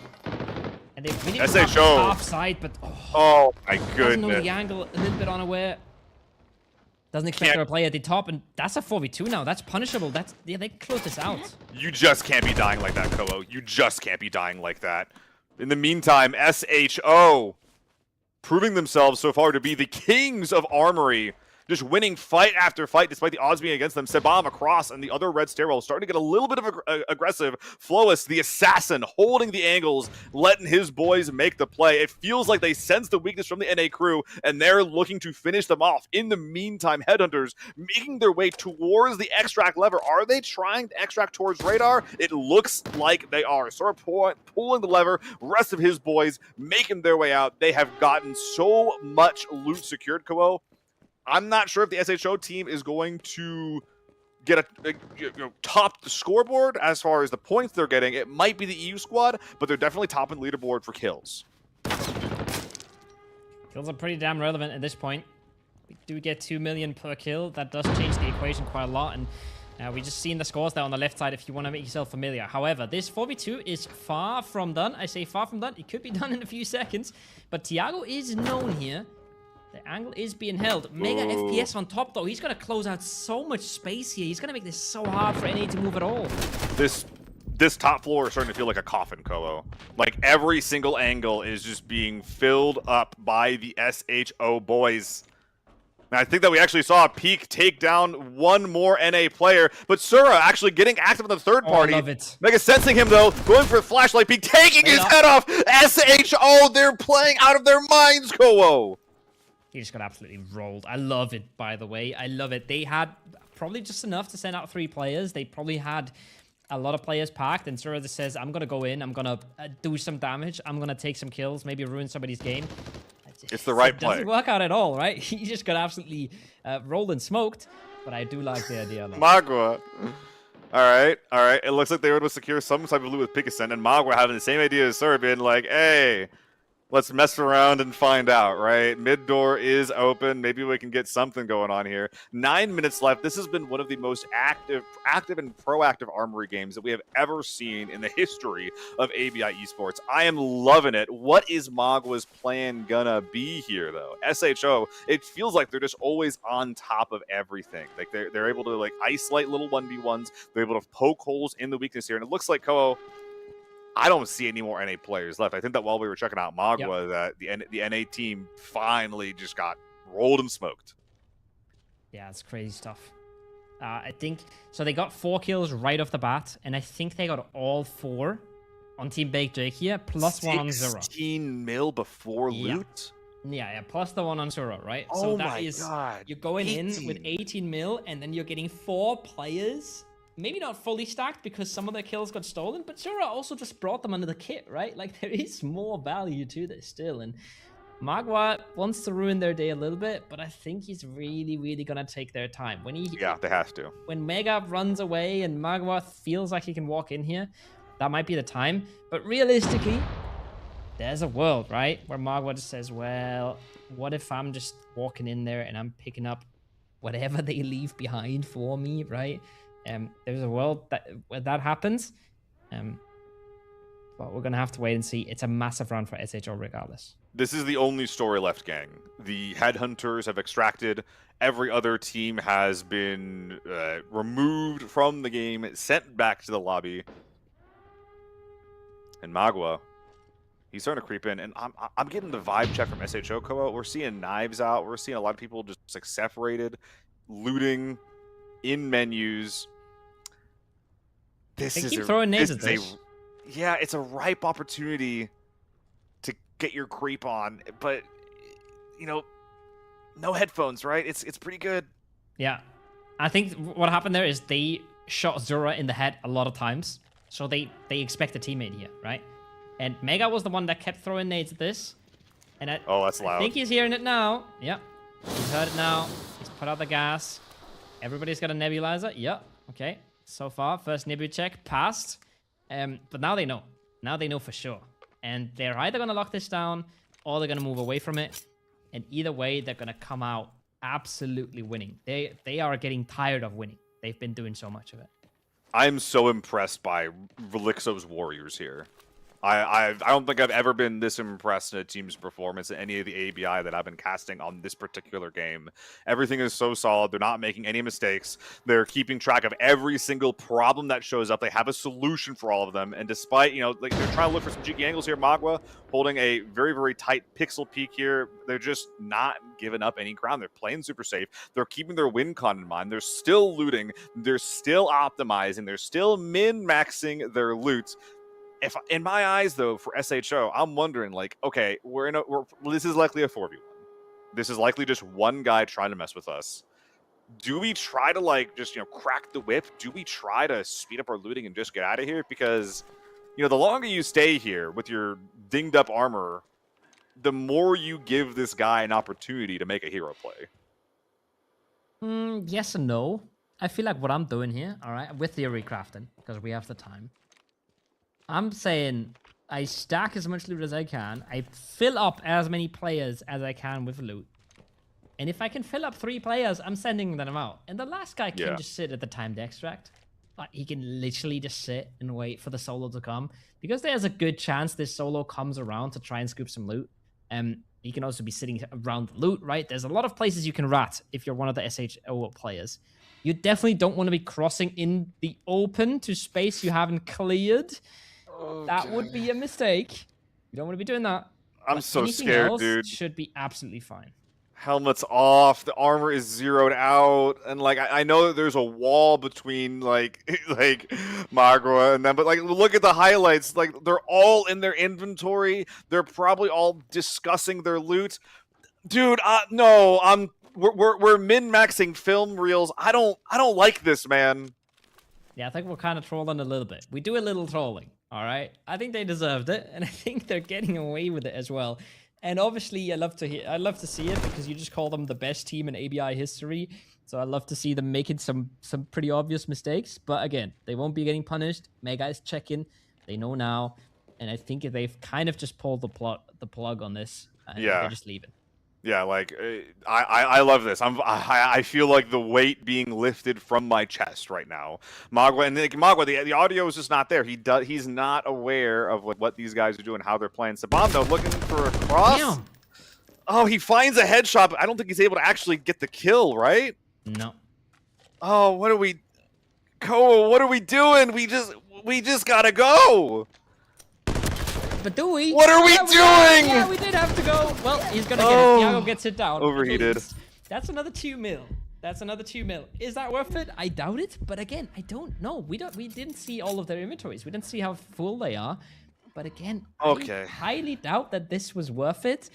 But at least now they cleared the map and they can start looting some scavs. Yeah, that's cool. Okay. Mathematically, I think it actually is worth it for SHO, right? I don't think so.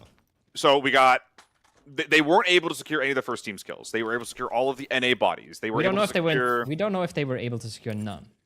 They good minute. One at most.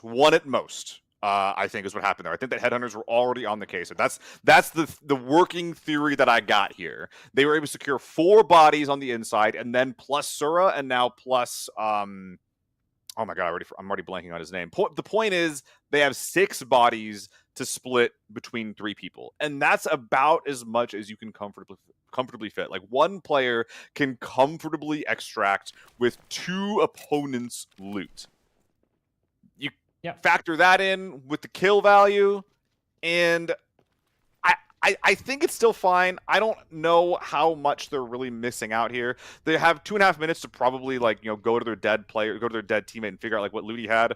I still think that like this wasn't like an act. It didn't feel like an active decision to fight this guy. It felt like it was just like, we'll go check out the safe. Oh my god, he's still there. It really, really did feel like greed in a moment where you didn't have to. But I think it's fine. I think it's completely fine, and I also think it's I think it's kind of cool to see that they're not scared and they're not caring that much, because they kind of owned this game. They kind of rolled everybody coming their way. And them just being like, all right, we'll check it out. You know, we still have a few minutes. We're chilling. Is a really good sign for their mental, right? That's the safe hard we to died beat for, up. by the way. Yeah, it's hard to beat up a mental that is so chill and relaxed. I want to talk about something though. All right, we got another minute 40 while they're organizing, maximizing. We must have had a radar spawn, right? Because we had the tank door team send it towards mid, a team already in mid, and a team in the tent door at the same time. So that must have been the radar spawn. Yes. SHO got the radar spawn. Yeah, because they were able to walk in through the front door. Yeah. And I don't think 50 cal was super ready for it. I don't think they expected to meet so much opposition there so fast. Yeah, it's a pretty common rollout. I think that it's just like two teams just trying to get greedy, right? Like the radar team, they definitely get prio to the mid door more than anything else. The tank team, they get second prio, which if no one else is immediately running for it, if no one else gets the radar spawn, then you can go for it. You can get it for free. But it was just like one of those things, and I see this all the time, Koho, where teams that don't have prio, it happens a lot on farm, bigger maps, for example, but teams that don't have prio for like a POI, trying to take it and dying for it. It's really unfortunate. You see a lot for we saw a lot for like the farm games where people would spawn on opposite side of the map, try to get stables. Stables is taken. There's already a team there, and they just die, for example. And it felt like the exact same thing happened here. I feel like it was kind of a 50-50. I feel like it was just kind of an absolute brawl, right? I feel like that could have gone both ways. There was 2 knocks over the top. It definitely could have. His entire team got absolutely beamed on the low ground. And suddenly he was the only one left. I feel like they kind of just really clashed there. And if you think about it, right, nobody wants to clash there. Nobody wants to have a 4v4 in the middle of mid when you're not even inside yet. Everybody knows that's absolute disaster. So I think they kind of both weren't super ready for it. And in the end, SHO comes out massively winning. If they lose 2 players there, then they probably lose the fight to NA inside, and their round is never talked about again, right? But this way, they played by far the biggest round we've had in the tournament so far, and they should easily not just close the gap, but they should probably put themselves into first place here. I want to highlight again. 18 mil before loot. Or did it go up to 20 actually? 20 mil. 10 kills is kind of kills? 10 kills is kind of cracked in a lobby with 16 enemies. Is that a new record? That's crazy. Yeah, it's kind of crazy. If you put it that way, no, there's 16 enemies. And I think that, yeah, wish, dude. 3 of them extracted or something. So you basically killed everybody that didn't extract. Kind of. Yeah. Except this one guy. Getting smoled by the 51-92 there, in my opinion. And Wish as well. I think that Wish did a really good job. The rest of his team just kind of lost those peaks there. But Mega, that was just an example of one of the many, many peaks that just did so well. Magua overheating a little bit. He gets his 1 kill, saying, I gotta go, and getting punished for it. I'm not sure if that was the go moment that you needed. But in the meantime, Floas, Thiago, and Sabam all able to extract with bags brimming with loot, I would imagine. Yeah. And they didn't just win the crazy clash, right? The crazy fight, the chaotic fight that you feel like could go both ways or whatever. They didn't just win that out. They also won the really slow, really organized fight versus Team Baked Jake there inside. Yeah. And they didn't just win it. They just wiped them 4-0. That doesn't really happen. Think back to past tournaments and how many 4-0s we've seen, right? It hasn't really happened. So we're fanboying a little bit, right? You'd always call them the best team in history. That's kind of crazy, but they played a really, really damn good round.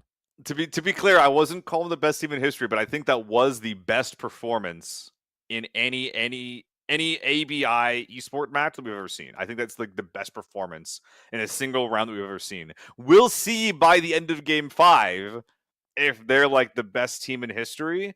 But Koho, again, I think if there ever was a match that would determine if you're the best team in ABI history, an international match that we have to have regional qualifiers to get into that don't care if you're a streamer, where you don't get invites for having a big viewer count. This this is it. This is likely the most competitive ABI esports match we've ever seen. Yeah. This is pretty cool, by the way. Pretty cool to be here. Thanks for having us, guys. Thanks for watching. Thanks for hanging out. 35 mil. Oh, dude. Oh my god. 20 of the kills, 15 of the loot. Nice and almost even. Brings them up to 40. And when the winner after round 1 was on 10, we are now on 40 mil in first place, and a really solid 16 mil as well for Team IMO. Yeah, I think that IMO played a really, really solid game in that Armory match just now. Able to secure all the loot with a very, very limited amount of risk. They did a good job of playing against a very unorthodox team, to be clear. Like, this was not a team that was just, 4-man looking for angles. They were very, very spread out. And the reaction from Sector IMO, despite playing against a strategy that was that unique and distinct in a match like this, their reaction was exquisite. They did a fantastic job in this round too. Yeah.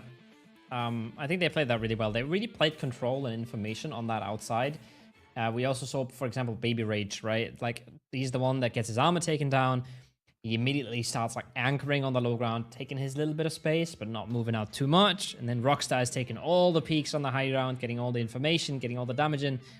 They really knew what situation they were into and played it well. Hitboxing as well, I think they had a really interesting approach, and I think they kind of were cooking for a little bit. And honestly, yeah. 5.5 mil is not bad at all, right? That's a decent-ish round. And those rounds kind of keep you in the game. They kind of keep you in the tournament. And they mean that when you get a banger round, like Sector Relisco just did, that you're right up there at the top.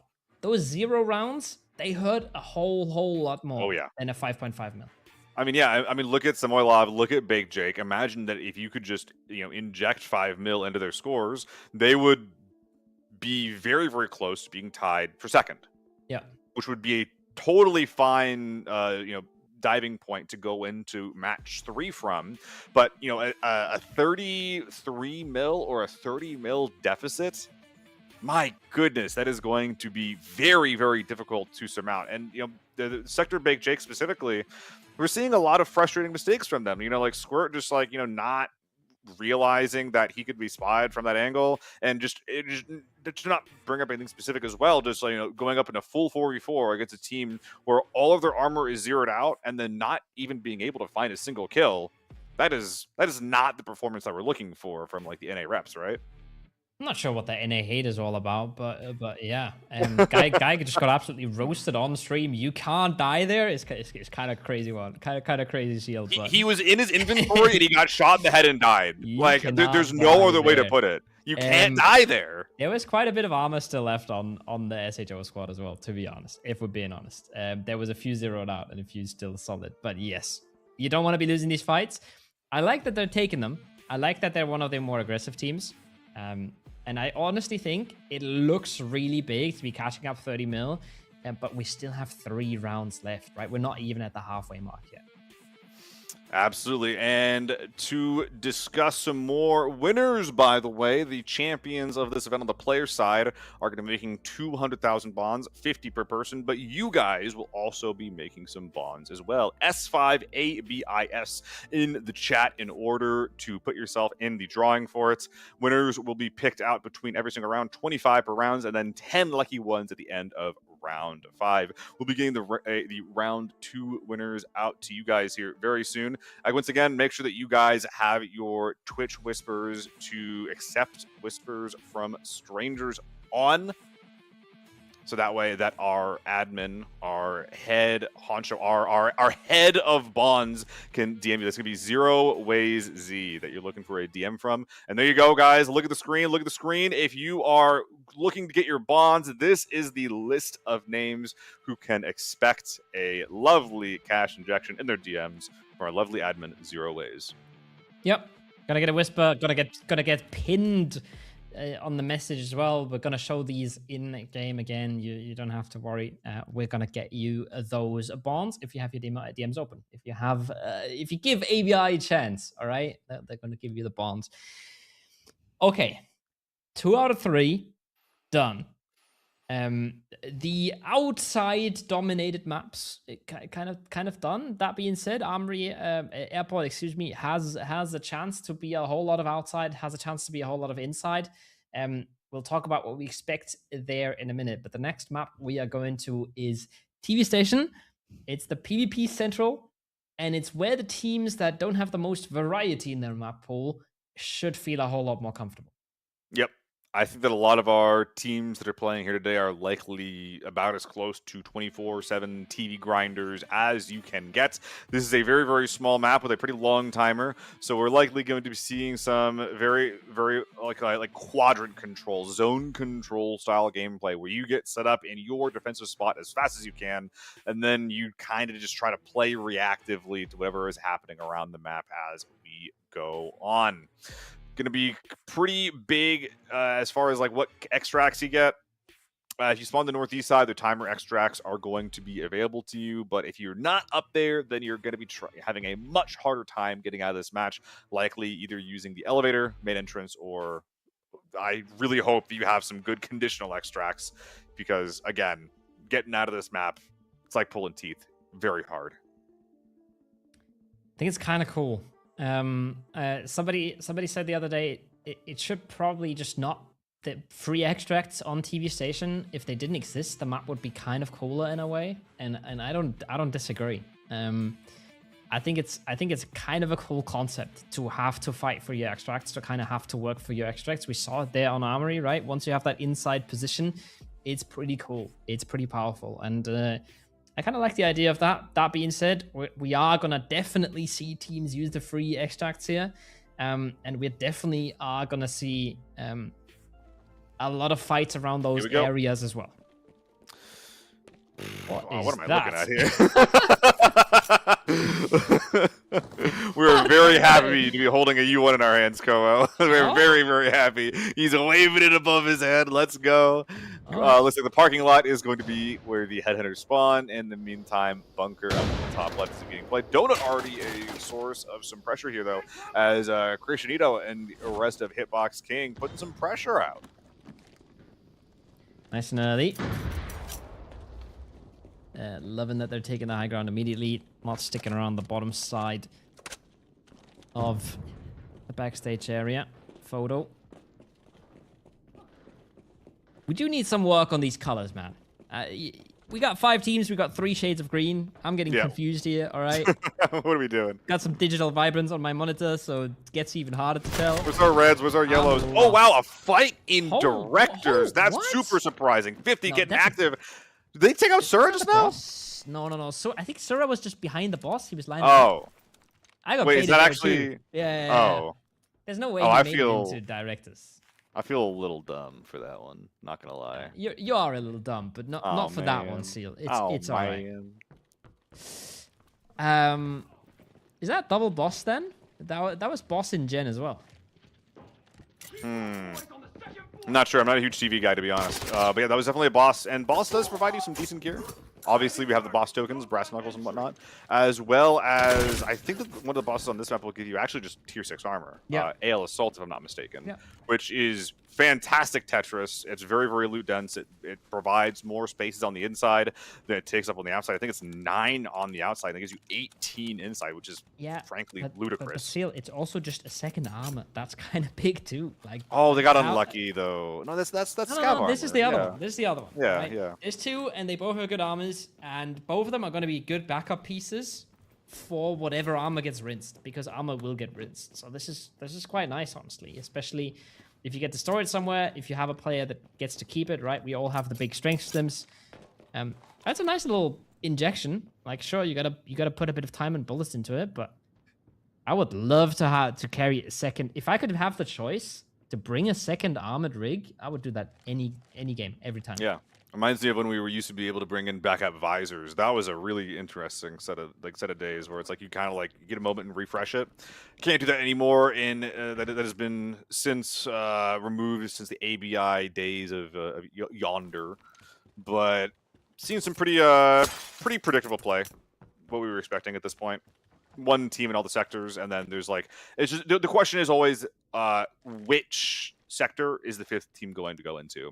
And it looks like it is going to be PPP. I believe there's our NA team that is going to be sharing the general area along the low ground under the EU squad. Yeah. A lot of slow start. When we asked why there was no Valley played, the answer was that TV is the more PvP heavy map. Faster paced. I feel like Armory has been blowing every single TV competitive game we've seen completely out of the water just now. Yeah, it's just a lot more dynamic, isn't it? Like Armory, you have a lot of spots in the map that like really care about where you are, and it gives you different benefits. TV, it kind of doesn't matter where you are a lot of the time. Like you have a sector and you kind of got to hold it. You like TV is like you got to do your taxes, you know? Like you have a sector, you have to hold it. If you move out from it, you're probably going to get absolutely just demolished by the IRS, which is the other teams on the map. And there's not a lot of wiggle room to how you're going to play this, in my opinion. Because if you start a fight, everyone hears it.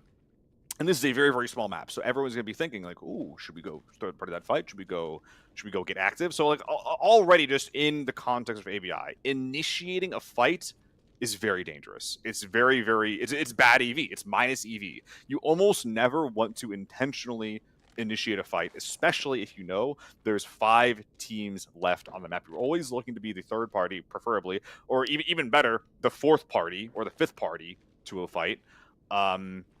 Which is kind of like where all the TV games end up, where it's just like, you hear a fight and you're constantly wondering, like, okay, should we go 3rd party that, or should we wait even longer?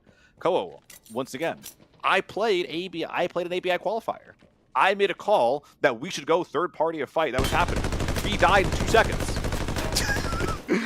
when we went to go 3rd party a fight. It's hard. It's really hard to be proactive on this map and in this competitive setting.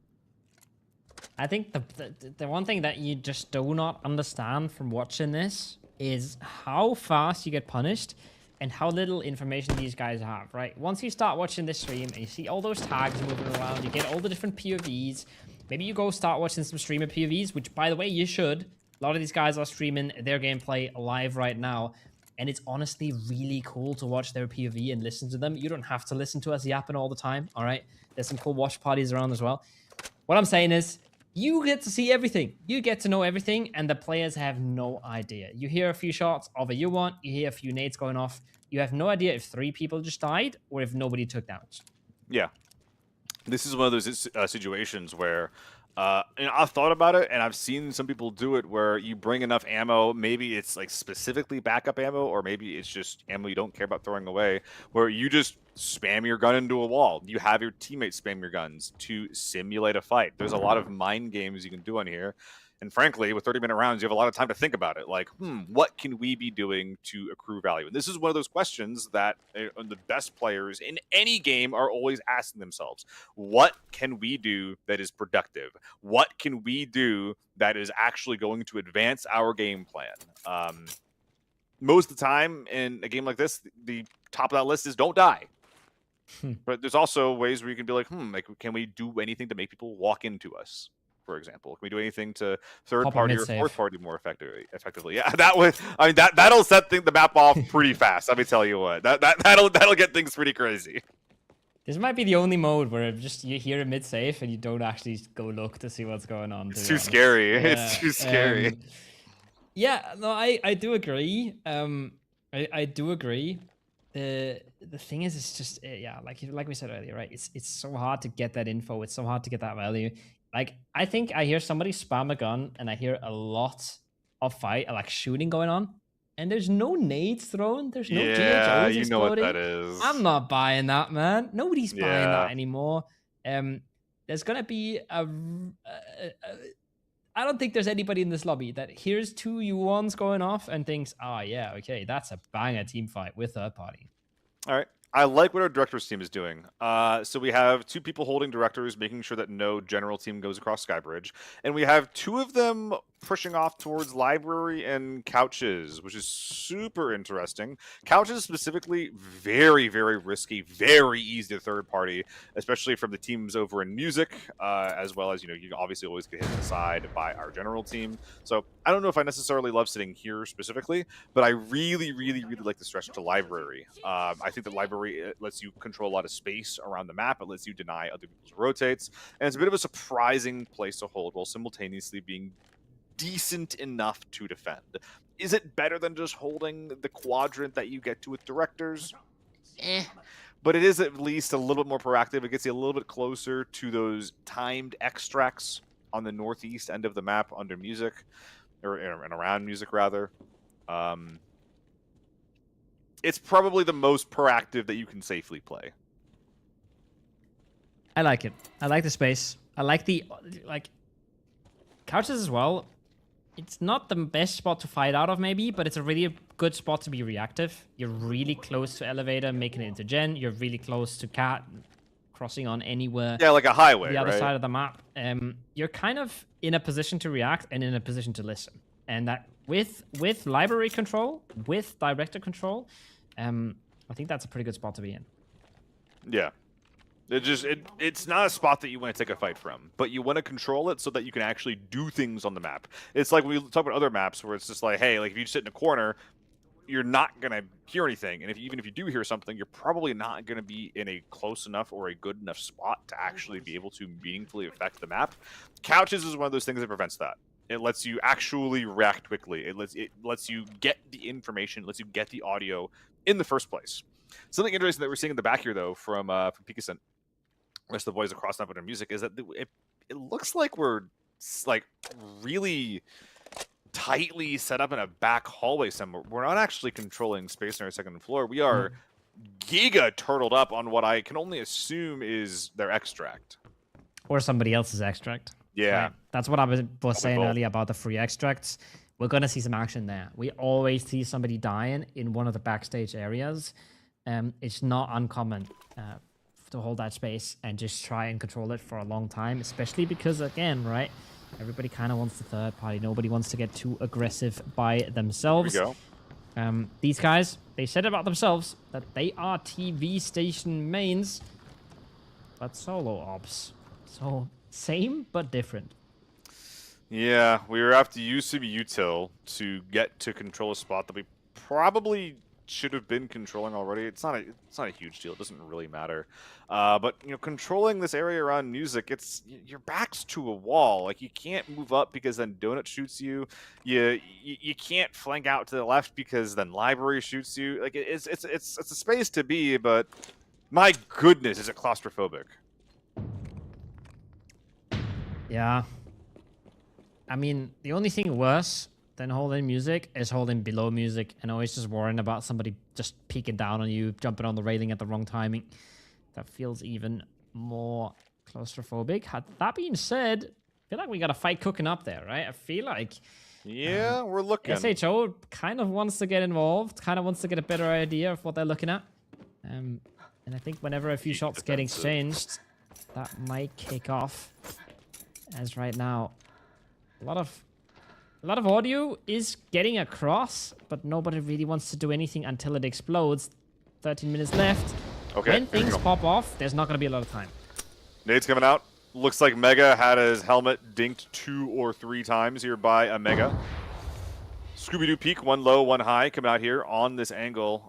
This is going to make it very, very difficult for Thiago, from the rest of Relisco's team of SHO, repping them, by the way, to actually push out at all. It's really the only avenue that you can push in through. That choke point is getting held. It looks like that they, the bunker that, or like the defensive hold that is music does appear to be where we want to hold on to here for Hitbox's boys. Everybody a little scared to make the moves. A lot of space here, huh? Yeah. From SHO. It's rough. It's rough. I feel like if you're PPT, if you're Big Jake's team, and you're not really able to make a ton of moves because you've got a team sitting above you, and the same is kind of true for Rockstar and the boys, because everybody, like the team that's right next to you, hears you moving so well and knows so much about you. So teams like Team Relisco or SHO, they have a bit more freedom and they're trying to put it to use, but again, it's not easy. Yeah. And even if you get like a meaty hit on these nades, it's just like, all right, you hear 3 or 4 hits. Like, what are you really going to be able to accomplish with that? And despite getting a couple of headshots as well onto the SHO squad, it's like, well, we can't really do anything with this. You do have to be worried about third parties from across the way. That hallway is a relatively realistic place for some of the headhunters to stretch out to, which, you know, once again, I think that we've had like 1 automatic fire burst the entire match. They just went straight into the non-negative mega. And that's the only actual engagement that we've had, I think, period. Yep. No, but TV is the fighting map, man. Yeah. It's just fighting in the last 3 minutes of the map. That's it. It's exciting. It's exciting. One fight around eventually, main. for Sure. I think we're gonna have 1 fight around main. We're gonna have 1 fight around backstage, and then we're gonna have a third party to the backstage fight. I'm calling it now. I'm a prophet. All right, that's where our 5 teams are. All right. Well, we'll see if you're right about that. It does look like Baby Rage has sniffed out Niffer across the map there. No helmet on for Niffer, so he's definitely not looking for any peeks himself. Flowist actually looking for a very, very aggressive angle onto the PNZ boys across the way. I wouldn't be surprised if he's able to get some meaningful damage here. I think we're actually seeing him on these peaks. A bomb popping in some util as well. Flowist, come on. We were told that we can expect from assassin level plays here. And he's trying. He's looking for the off angles. Like, he is living true to that name so far. This is, I think, a good moment to remind everybody. Almost all of these guys are streaming. If you want to hear what they're talking about, because there's a lot more thinking, planning, communicating going on than it might seem at sometimes. Check out the POV streams. Check out what these guys are doing, what they're talking about. We have teams from all regions, from many, many regions here. So you will find one in a language that you understand. And you can get a way better understanding of what these guys are thinking and what they're doing if you check out the POVs. So feel free to do that. Support your favorite streamers. Support the regions that you like. Support the teams, the lovely ABI partners who made the qualifiers happen. A lot of folks you can be supporting here. Looks like Flo is actually borrowing the SJ, then just throwing it back on the ground when he doesn't like what he can get here. And biggest, this is kind of what we were seeing in the farm game, right? Where it's just like you have so much time to really, really inspect the angles that of like whatever holes that you found.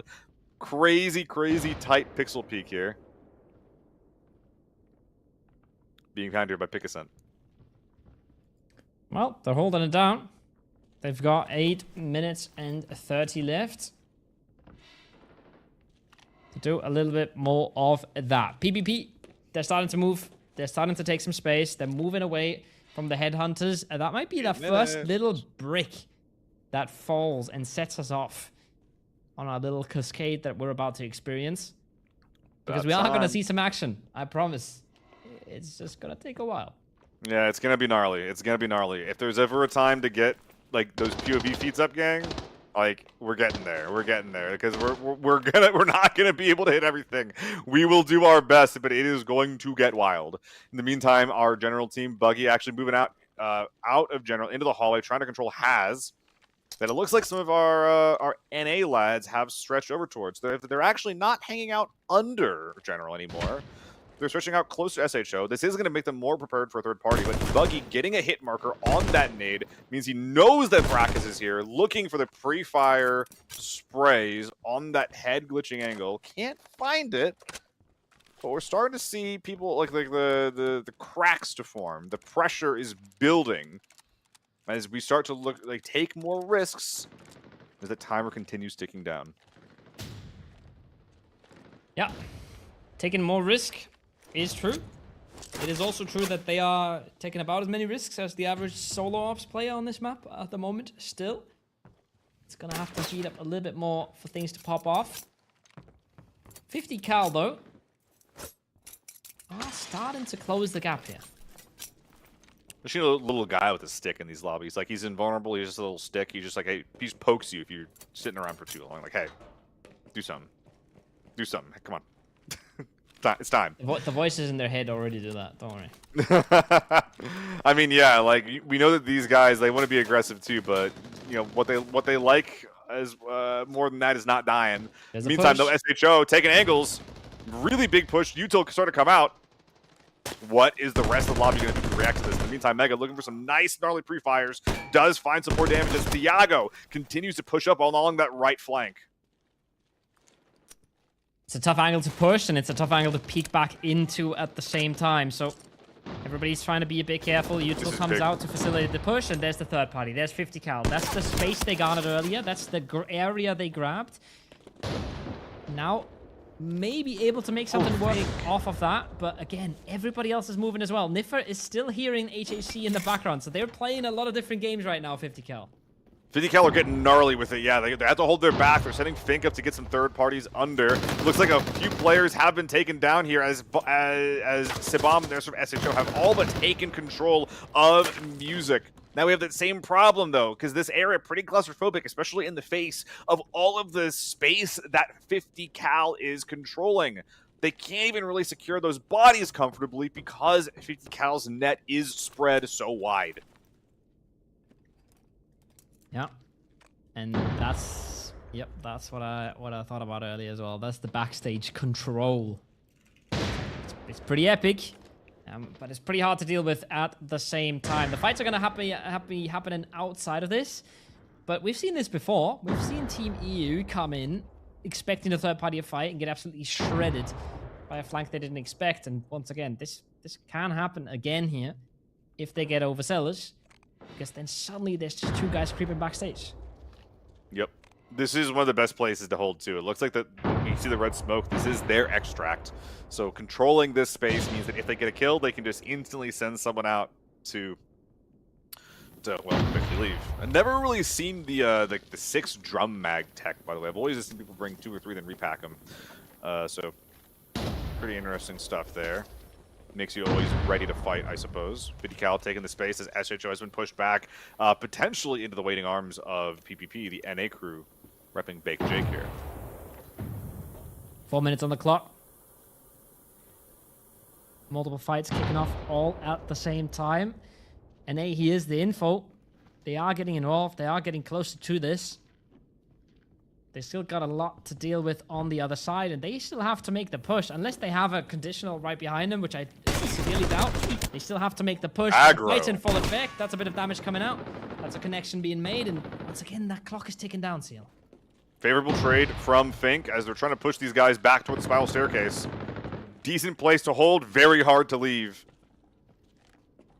SHO, they still got some players below Donut. Mega does get caught out and dunked, domed all together, sent back to the lobby. That is the timing where NA begins getting active around the bunker, though, but not able to get any tangible damage. EU not involved just yet. They hear the fight kicking off. They haven't dared to get involved at all. 3 minutes 20 now. Squirt, he's done the damage, but it's already been healed back up. A bit of damage is getting exchanged. Oh, that's an angle he wasn't ready for. How is he alive? There was a whole lot of damage on this low ground, but once again, these fights, they're not getting resolved at all. They're just still in the process of heating up, Seal. Flowist brought that armor down to 0, the helmet down to 0. Any other shot on any part of the body would have resulted in a kill. Flo is getting super unlucky that he is not actually able to secure at least a knock from that. Would have been really, really nice, especially considering his team already down to man and also trapped inside. But it looks like it is going to be the third party from Sura that gives SHO a little bit more space to breathe. The mid area getting taken control of, but we still got some rats behind. It looks like Pickerson, though, is able to get caught out by a mixture of Buggy and Baby Rages. In the meantime, Cosney getting active on Thiago. Everybody wants to close the fights out now. NA still holding their ground. I think the only one caught out on 50 cal from what feels like across the map. Definitely didn't expect that, didn't see that coming. But it's a pretty good reset for Team Baked Jake at this point. They've maybe gotten themselves a kill. That's about all she wrote. They're still having a bit of ground to be playing with, but once again, 2 minutes. Nobody's even taken main here, Seal. Yeah, I mean, EU definitely have the most space to work with here. I'm not sure how many bodies they have really secured, though. It looks like there was a couple in mid that they could send one player out to leave with. Got to keep your win con 100% in doing mind. that. Got to keep those win cons in mind. It looks like that Sabam is doing the same thing. Swapping the armor, swapping the gun. You don't want any of your own gear on your body if you are trying to leave. The only question is how. What are your extracts? Where can you go? Yeah, stun's coming his way as well. He's well known at this point. Too greedy. Punished. Position known. NA sweeping on. They picked up the pace. They want to close something out at least. EU have sent Buggy away. Buggy's making his way to main. He could pull main and then wait for a teammate with loot to come around. Sura is dead again. Leading the charge on the dying front for Team HEC at the moment. But Rockstar is still fighting off and he's now got a 1v2 to deal with. Rockstar back into a corner. Angle getting held on him as the teammate goes for the flush. In the meantime, PPP finding Thiago on a 2v1. Can they get their revenge from Armory? Squirt closing the gap under while Brackus holds. Thiago getting trapped in editing. At this point, all these players, I think, have just accepted that they're not going to extract. They are purely fighting for the 2 mil kill money. Flo is coming out from behind. Brackus getting out of dodge. How is he able to get away from that fast feet? Love the reposition, love the reset. This is, again, ticking down. We're out of ammo! And more. This is not the time you want to repack any of your mads. Rockstar makes the cross because he's out of ammo. Oh, no! Rockstar makes the cross. That's probably 2 players getting out. I don't know which one is holding. I don't know who has loot on this team. If they're all looted up, this could be a massive round for EU. I think that this is just some solid play. Oh, my goodness. The insane conditional getting secured by our NA squad as Kazni getting taken down as well. 5 seconds left. EU getting out with a bit of loot. Other players on the map, they're just trying to get anything, but it is going to be nothing. As it, Kobo, was that approximately 10 players MIAing? That is the craziest MIA fest that I've seen in my life. So they had this conditional the whole time, but only one of them used it? Were they both there? I mean, if you don't have any secured loot, why are you going to take it, right? Like, you can try to just Unga Bunga take down the guy above you, but, like, if you have nothing on your bag, it's not like some of our qualifiers did experiment with rules that would punish you for MIAing. And to be absolutely clear, I love it. I'm all for it. But that is not the rule set that we're playing with here today. So if you have none of your opponent's loot and you have no reds, there's no reason to extract. I honestly don't even know who got the kills at this point. We saw Sura pick up 1, right? We saw Team Baked Jake pick up a few. I think we saw a few that were kind of off stream for Team IMO, Sector IMO, whatever you want to call them, in the mid area, right? And they did get to extract some of them. So I think they should be getting out with the most value out of everyone. I think it was our CIS and our PT teams, though, that got most of our kills, SHO and 50 cal, because I think that most of, everything else was just, like, solos getting taken out. The only, like, real cohesive wipe was around music. But it wasn't even a cohesive wipe, right? Well, yeah, I guess it was the only team that really died was the Spanish team, right? I think that's the only team that really died. And then everybody else kind of had 2 MIAs. EU had 2 MIAs. SHO had at least 1. I think 2. Jake had 1. Crazy, I think basically the half of the map MIA. I think that's best. Crazy. Crazy. Spray down. Really, really nice stuff from SHO. Once again, just proving that they're the top dogs here. Rockstar getting taken down there. Rest of HHC able to get their way out of there. I really, really enjoy how HHC seem to be really playing around their win cons and keeping, like, the overall goal in mind. Even if they are MIAing, like, if the lobby is just not letting you extract, if they're just not letting you get a solid fight on them, it is what it is, you know? Like, that's you saying 2 things. Are they letting you extract, or are they letting you get a solid fight on them, right? And I feel like they kind of did both. And they're doing both. They had a few kills in mid. And it looked like they were playing to extract more than 1, right? They were trying to get Rockstar across to main where Buggy was holding for him. And I thought they were trying to get at least a second player out. I thought they had at least 2 players with loot. I'm not sure if they either didn't get there or if it was never the play. Like, maybe they only had loot for 1 full backpack, right? So I'm not exactly sure. We're going to see the stats in a bit. We're going to see the scores in a bit, and that's going to clear up a lot of the confusion. Yeah. But I am 100% sure that a lot of these guys are going to look at this game and they're like, okay, we have to play TV as the last game of today. We got to figure something out because that was chaos. And some people got the better end of the stick. Some people got the worse end. I don't know if any team is happy with this map. I don't know if any team really goes out here and says, yeah, we did what we wanted to achieve. Yeah, everyone had like a little bit of a game plan. Like we saw, I think it was the Spanish team that was trying to hold like the timed extracts in the top right, being like, "Hey, they gotta leave at some point. We'll bop them," and just no one came to extract. And again, I think the only team that really did anything close to like playing around their game plan was our EU team, Sector IMAO, getting Baby Rage out. I think that what was probably happening with Rockstar is he was trying to move out toward that music library area to secure loot. I just don't think that he was actually able to do so. Also, something important to note, we did have an extract with some gear from our NA squad, but not quite enough to be relevant, it looks like. I mean, 5 mil, once again, we say that, right? It kind of keeps you in the runnings. It kind of keeps you in the game, and it does help. But the big round is EU here. That's 13 from them, I'm guessing. So it's at least 6 from kills, right? It could easily be 8 from kills, 5 from loot. Like, something like that wouldn't be unheard of if they got a second player out and we just didn't see it. But I do think that they only got 1 player out, right? And in that case, it's got to be 5 kills, I think. I'm not going to do the math.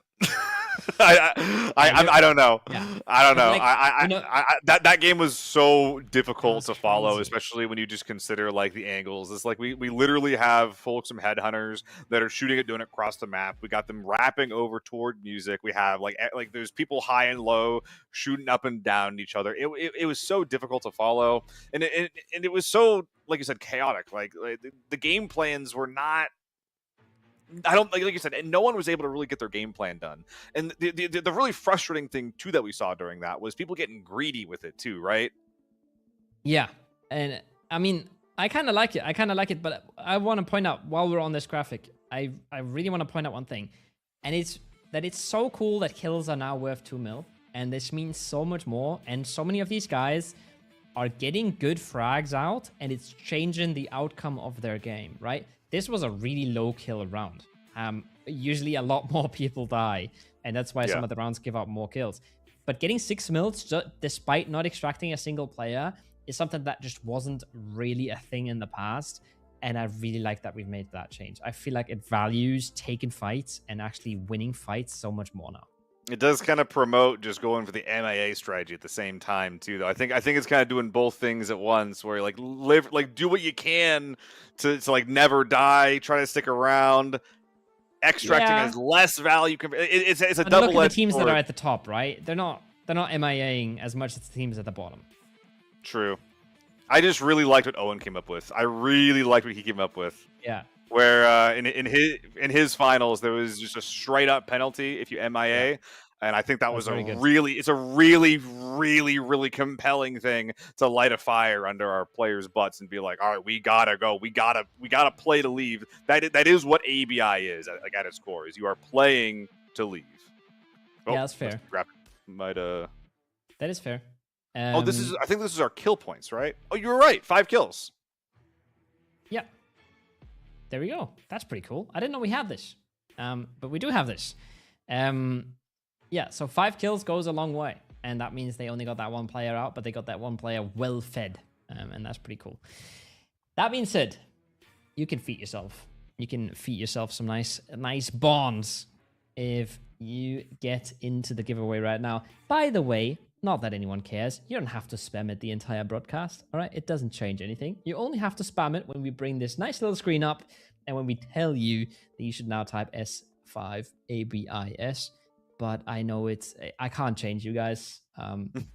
You're in your ways, and you are one absolute unit spamming the chat. We're going to give away 1,000 per person 2 more times for 2 more games. Yep. And then we're going to give away a 10,000 per person in the last game. So you make sure you stick around.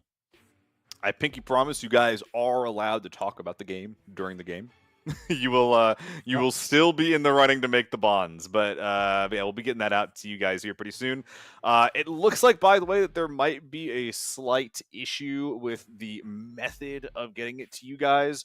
Don't worry, we're still keeping track of who's getting them. We're figuring out, we're workshopping a solution to figure out who is actually going to be sending you the bonds. I think that our admin started blocking, sorry, Twitch started blocking DMs from our admin, I think is what ended up happening there.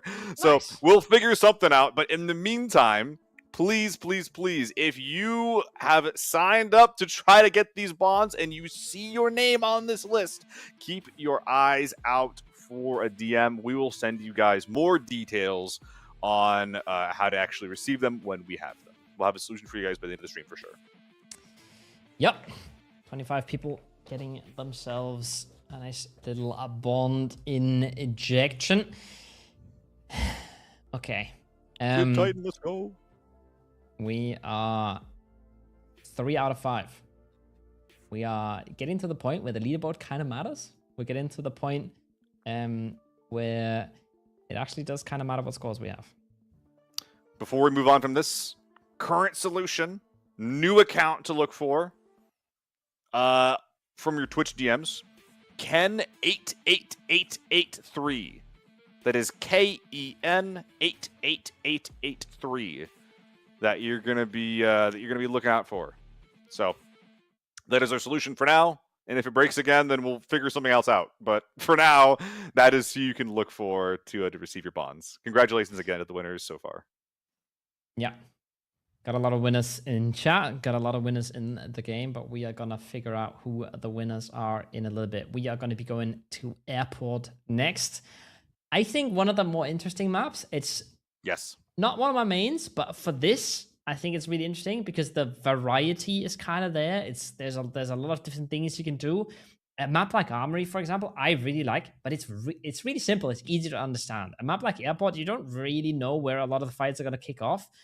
And still somehow, I feel like every tournament I've watched, the C4 side, the C4 entrance side is the one that absolutely pops off, where sometimes 12 people will die on those stairs next to the tower.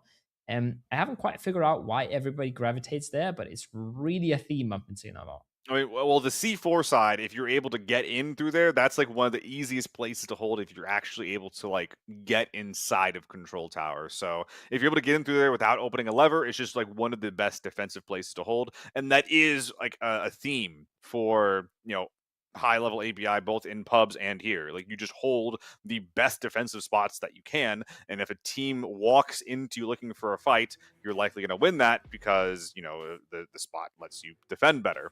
But yeah, I really, really think that the best maps for ABI comp are maps like Armory, maps like Airport, where you are in the map actually matters, Do you go to Control Tower where there are a lot of safes and a lot of choke points to get in? Do you play the edges where you can maybe hold some of your conditional extracts? It's not like TV where it's just like it doesn't matter where you are until the last few seconds. Like there's actually space that is meaningful to fight over, and then alarms to show the map like, hey, there's a guy over here. Are you just gonna let him take Control Tower or let him take all the safes, for example? Yeah, it's very special. It's a very different map than a lot of the other maps. And then it still has those outskirts areas. This one, the construction side, I feel like I've spent less than 1% of my Airport games on that particular side of the map. Somehow, all my fights are freight, ticket, even here, right? Like the whatever you call this, gas station kind of area. Construction just doesn't exist for me. Dude, because I actually got a kill in construction before. Because I'm like you, I don't really spend a lot of time there. Mostly you only find looters over there in the pub matches. But dude, there's an underground tunnel in that area, and I was actually able to kill a guy down there once. I was like, wait, what is... It felt like I was in like Half-Life or something. It felt like a different game. It was super sick. Yeah. Yeah, it's just a quiet part of the map. It's just really out of there. Like everything else, I've had plenty of different fights on and stuff. And construction. Yeah, love the variety. Yeah, it's just never a thing. And then somehow, somehow that little trench element, that little tunnel element that I didn't even know existed for the longest time. Yeah, it's wild. It's wild. I mean, it's and the it's really backpack cool. list. Yeah. I think there's one element, right, of this map that is going to be really tricky. And it's a lot of areas like this, for example. The warehouse, there's so many angles. There's so many different angles to worry about that defense is just super cracked unless you know all of the angles by heart. It is straight up like one of the most complex maps in the pool. A lot of people have like some issues with it because of that, or it's just like it's not like a bunch of hallways, or it's not like Armory where it just really funnels you. It's a really weird map with a lot of space, but then all that space, like the space is not valued equally. In the meantime, we have the NA crew going for a 4-man push away from Freight over towards Ticket Hall. In the meantime, the distance we see the 50 cal team looks like they're either in Ticket Hall or hanging out over in Exhibition. So a couple teams over here. And Headhunters, yep. So it's going to be 50 cal in Ticket Hall, and then Headhunters, Sector IMAU in Exhibition. Yeah. One thing that they're going to be looking for sure is the model airplanes, because the loot you get from those is absolutely sick stuff. Surely collecting all 4 of them, surely going to play the lottery. That should be on top of the list right now. Are you serious? No, of course not. That's how it should be, all right? That's how it should be. These things, they should give me something, all right? If I find it's 4 pretty of them, hard to collect them, yeah. It's pretty rough. like, it's not as easy as you think, and then you get 1 purple. Wait. You joke about it, but I remember it was like Zegers and Juxto. I forgot in Aqua in a couple seasons ago. Yeah. I'm pretty sure they got a red from it Nah. in an event. I think I remember that happening. I don't think I'm making that up. I know that they were playing the airplane game. I know that they were looting for it, and I think that they actually ended up winning this round specifically because they actually did go for that looting heavy play style. That style. Not going to work today. Not going to be the approach you should be taking to these games. Kills matter way too much to go for any style that isn't completely built around getting them. If there is one man I would expect to loot the airplanes, it's Aqua FPS. All right, that man knows how to live life. That man knows how to enjoy things and be a silly little goofy man. I love Aquaman. Everybody loves Aqua. Comma, man. Yeah, that's an important comma there. Nobody loves Aquaman. Anyways, Yeah. moving to the more important parts of the video game. Quiet start. SHO taking those stairs we talked about. That looks like the area that is most likely to contest it a lot of the time. Likely to be contested a lot of the time. And then everybody else kind of just hanging around. I say everybody else. No, they're not hanging around. They're going in on tickets. I think our NA squad is starting to get a little frustrated. We got 2 down, 2 dead at this point as they're taking one of the most difficult fights in ABI, pushing Ticket Hall. This place is insanely hard to push. They lost 2 players getting up to the 2nd story stairwell, and it looks like City Cal, they got them right where they want them. They're spreading the net out slowly. They're just waiting for them to make a mistake. These peaks are not easy for PvP to take effectively. Yeah, not at all. But especially like now the numbers, right? I mean, yes, they've been punished already for the hard fights, but now that's getting like, maybe getting some favorable trades. But yeah, it's just so hard. Especially with some util coming out of that top door, I feel like it should be very possible to clear the stairs, but they really don't want to make a mistake. That squirt going down, that's more trades, but he gets one in return. The trade. Oh man, he's getting battered by Fink, but is able to take him down through the double flashlight gameplay. Taking out another one from Niffer. Oh no, I think he actually clicks. He's not able to take him down. Frantically reloading. Does get the gun ready to fire. He's already gotten 2 though. He's still kicking. Nate's gonna flush him out of his corner. He's gonna get really aggressive and finally. Wow, through the doorway. That's a lot of damage taken by 50 cal. I'm not sure how many of those were insta. I'm not sure if there's really a 3rd party coming in, but that's a lot of damage dealt from a single player. In the meantime, Spanish versus the PT team. This is the fight that you were talking about, fighting over the double doors next to the bomb entrance into Control Tower. Cristianito holding the wide right side as SHO look like they're considering, is this the fight that we want to take? Do we want to push into a team that currently has Prio on the bomb, or do we want to back up? If they back up, they do currently have an opening to maybe sneak past the Headhunters, but that time frame, that timing is quickly closing. Yeah. Everybody well aware as well. Yeah, that's 2 instas. That hurts. I mean, these two are going to get out fully stacked now. They can probably drop all of their own gear. But then again, probably not the point of the game where you want to drop your own armor if it is still functional, but for the value, for sure. The question is, where's their free extract, right? Is it over towards freight? Is it over more towards the construction side of things? Where do they have to go from this? We kind of know that they have good avenues, right? We know that they have good rotation rounds to get out of here.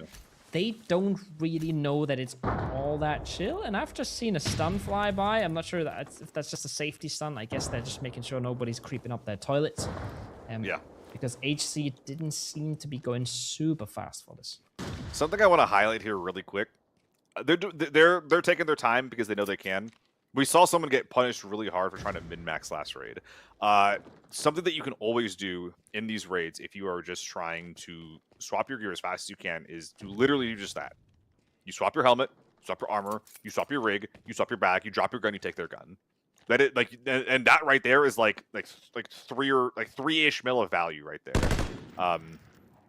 You can take more time to secure your own loot from that gear, but it's just that is one of the easiest ways, and I think that we're probably going to be seeing more and more of that as people continue to get punished for trying to min-max unnecessarily. We're probably going to be seeing more of that as we go into these last few games.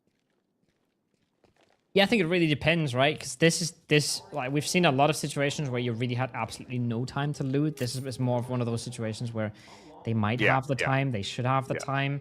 And I feel like, right, if no third party has come in yet, the chances aren't getting much higher of anybody coming your way. So this might be one of the times where you do min-max.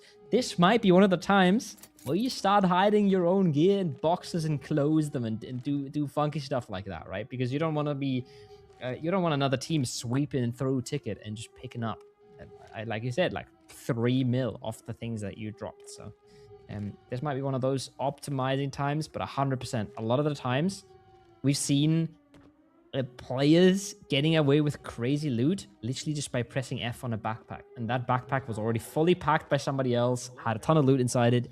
Bam, you're getting out. Yep. Hello. One of the coolest loot hiding moments was from GL. But yeah, Headhunters. Okay, this is what I was worried about, Kobo. Yeah. Like, you got all your loot, you got the win. Is it worth to greed if just that you can get a little bit of extra loot here? In Ticket Hall, it's a prison. It's a prison that's very, very hard to push into. But, you know, now that they're inside, front door getting covered by Baby Rage and Rockstar, backsliding doors getting covered by Sura and Buggy, there's no way that 50 cal are getting out of here. Their only hope is a third party. Otherwise, they're just having to take a 2v4 just straight up. Never a good spot to be in. Yeah. I think this was one of those fights as well that might just take a while again, right? Everybody's going to take this as slow as they can. Now, one of them is getting spotted. There is still a bit of an angle, but it's a well-known angle for everybody involved at this point. That's Rockstar being spotted. Sura surely not just going to carelessly walk around this corner. He's going to try to nade the top room, and he will, and that's not a nice room to be in. They are going to slowly clear angle by angle. Headhunters have a lot of motivation to take this quickly. They got boys outside. They don't want to get third-partied. They want to secure this loot, 8 bodies worth, and then try to leave. They might have a helicopter extract close by open up to them. So, like I'm saying, man, there's a lot of benefits to Headhunters taking this fight quickly. And all the 50 cal are trying to do here, like their main game plan here is to grab the util and then delay. Just look for that glimmer of hope of another team coming by to take some of this pressure off of your hands. Yeah, for sure. And like you said, right? Yeah, sure. Like you wanna speed up this fight, but like you said, this is a pretty good defense in a lot of cases. And like one of you gets caught out, suddenly you have to slow this way back down. So yeah, sure, you wanna take this fight quick, but how do you do that? Well, you walk straight on in, standing on top of an 8. Sura takes a lot of space away. That puts a lot of pressure onto the enemy team, but has to fall off in the end and really hasn't achieved a whole ton. A little bit of armor damage. Very aggressive peeks coming in. Oh, as Nipper getting down to 1 HP. Wish making a little bit of extra space. Sura able to get control of the office there. And now this is going to be the go time for Headhunters as they begin to pressure up the staircase. Sura saying, hey, look at me, going for a jump peek as the rest of the Headhunters take out the last surviving 50 cal player. This is a massive play for Headhunters. Yeah, but Buggy just got absolutely domed jumping up there. Literally third party. The second that the fight is over, he gets absolutely clapped on down. Really? Sura closes it out on top with a jump shot. Clean by him, but immediately getting punished. Immediately feeling that pressure from the outside. I mean, the tags make me think Sabam. Was it a third party or did 50 cal just put up a fight? I feel like they were all inside. I'm not sure. But regardless, SHO, I mean, this is what we said before, Kowo. Like, there's no way they shoot through there, right? If anything, it was from the tower door, but I don't think anybody else was in a position to shoot Buggy. Kowo, this is huge for SHO. Yeah, of course. 12 bodies inside. They have the next door helicopter extract. If they win this fight, there are 12 bodies in here that they can leave with in the span of like 2 minutes. This is the biggest come-up opportunity that SHO will have in the entire event. There will never be a better opportunity than this, and this is after they got, like, what was that, a 30 mil game earlier? This could be even bigger. Yeah. It's the ticket fight. We're running it back. I like what Mega is doing. I like that he's already going over towards the side that is the slightly more approachable side, maybe, because it doesn't have bulletproof glass that just spots you from a while away. So they are getting all the angles. They're getting the different entrances approachable. But yeah, tables have turned.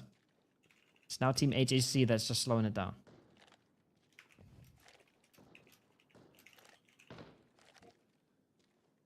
This is a really hard push. Everybody who's played Airport knows about the ticket hall fight. Most of the players that play Airport avoid the ticket hall fight because it is just so crazy. The one-way glass, not the one-way, the glass bulletproof windows just give the defenders so much information about any type of potential flank that the attackers could be trying to take. It's really, really difficult to make this kind of space. And in the meantime, you know, Sabam, he's holding a pixel peek angle on one of the avenues of escape for Headhunters. But I'm seeing in the background, I can't tell how far Amego, Pika, and the rest of the PNZ boys are. But I mean, this fight has been fourth partied. My point is what's stopping it from getting fifth partied, right? I'm still confused, all right? Because Sura was jumping up there. He was the first one up there. And he took the entire room and then jumped through into the hallway for the kills. And Buggy died right behind him.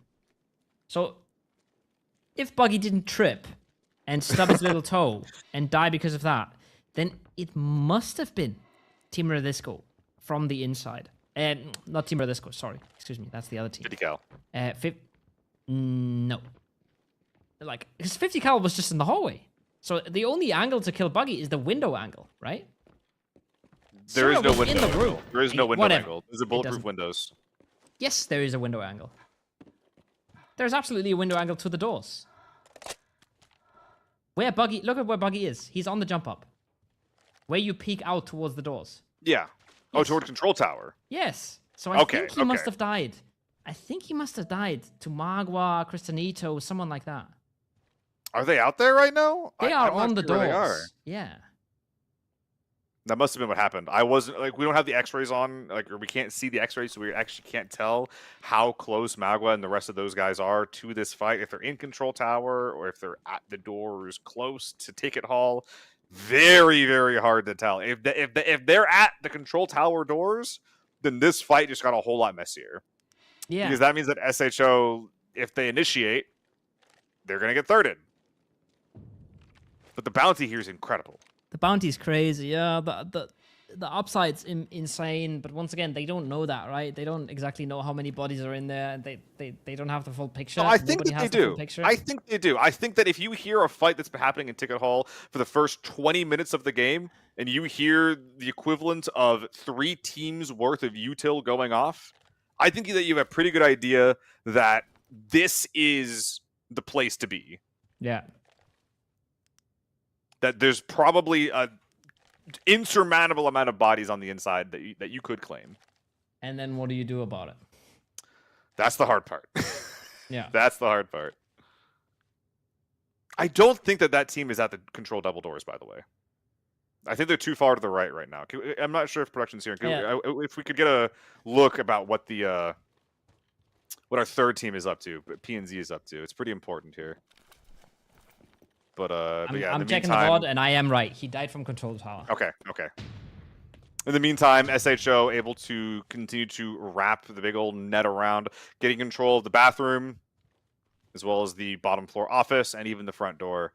Headhunters are not going to be able to leave through this avenue. It's going to have to be control tower or just win the fight when it finally happens. And here's the concern here that I have, Kowo. Headhunters got the exhibition spawn.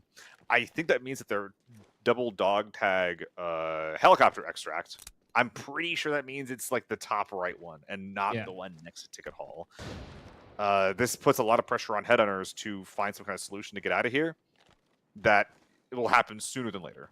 But in the meantime, Thiago, getting bathroom control, getting active against the Headhunters. And the Headhunters are getting out.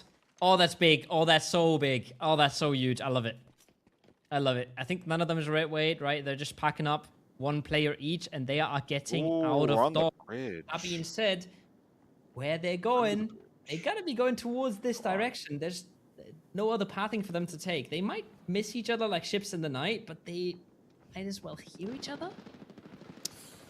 It depends. PNZ not wearing headphones. No one's wearing headphones here, and they're not waiting directly under that little like escalator, like double door area. They're just 4-man sending it towards Ticket Hall, which I think at this point, to be clear, I think that is like just the correct play.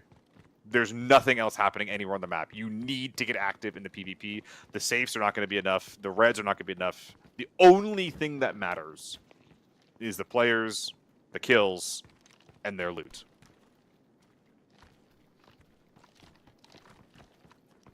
I love it. I love that the Headhunters got out. I think that's really smart. smart. Mega. Oh, no. The bait as well. The observers are just baiting us. Oh, no. He's dead. Dude, that was censored. That was censored for us, because like that dude is dead. Yeah. There's 4 men that are on that street that are looking at him. He does not expect that. Yeah. He's gone. He does not expect that. That's a big round for the Headhunters. I think they're pretty much home free at this point. If they've made the cross, none of the Spanish-speaking teams have realized. Mega's alive. Okay. He's alive. That's crazy. My bad for lying. Yeah. I don't know what SHO does with this. I don't know how much loot they got away with. I don't know what they picked up. I don't know if they even just looted at all or if they just chased. I have no idea what the game plan is, and I have no idea how they're going to execute. But they got a lot of questions to answer. I feel like the timing implies maybe like you effed on a gun, got a helmet, but nothing significant. And now at this point, SHO is split. We got 3 players from the SHO squad chasing down Headhunters, who actually at this point, no, they've been called back to help Mega.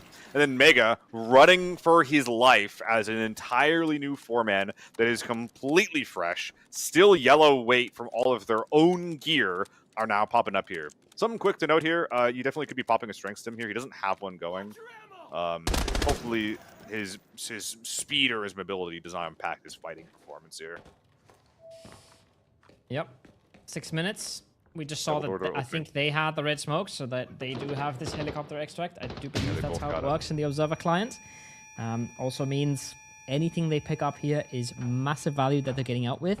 That being said, not sure how much value has been scooped up, but there should be plenty left still. Yeah, I mean, there's bodies everywhere. There has to be something that was missing. Like, we saw through the X-ray that there was 10 bodies minimum in this building. It's ludicrous. It's ridiculous. In the meantime, SHO starting to take proper angles here inside Ticket Hall. Sura, once again, it's always him lurking behind.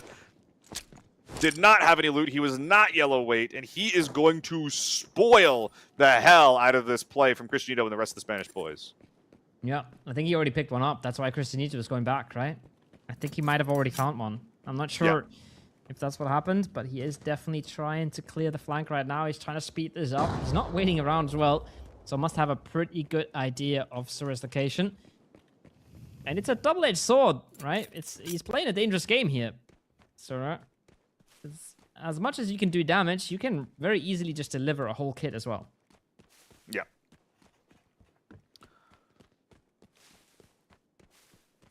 Looks like we're seeing some bit of indecisiveness. Not sure if we should stay. Not sure if we should go. I mean, there's tags everywhere. We're hearing Magua to the right. This is not our teammate. We're going to be looking to try and get some shots on him.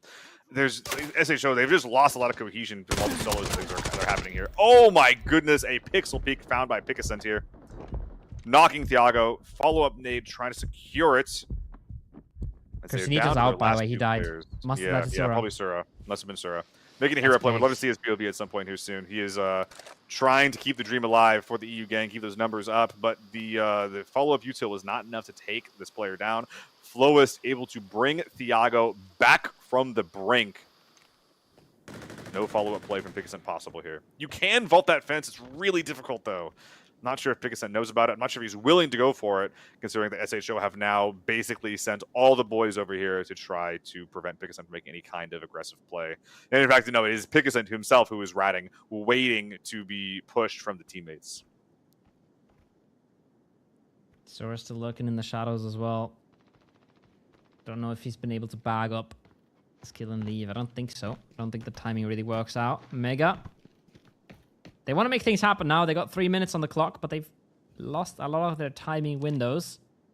That being said... Oh, it's so awkward.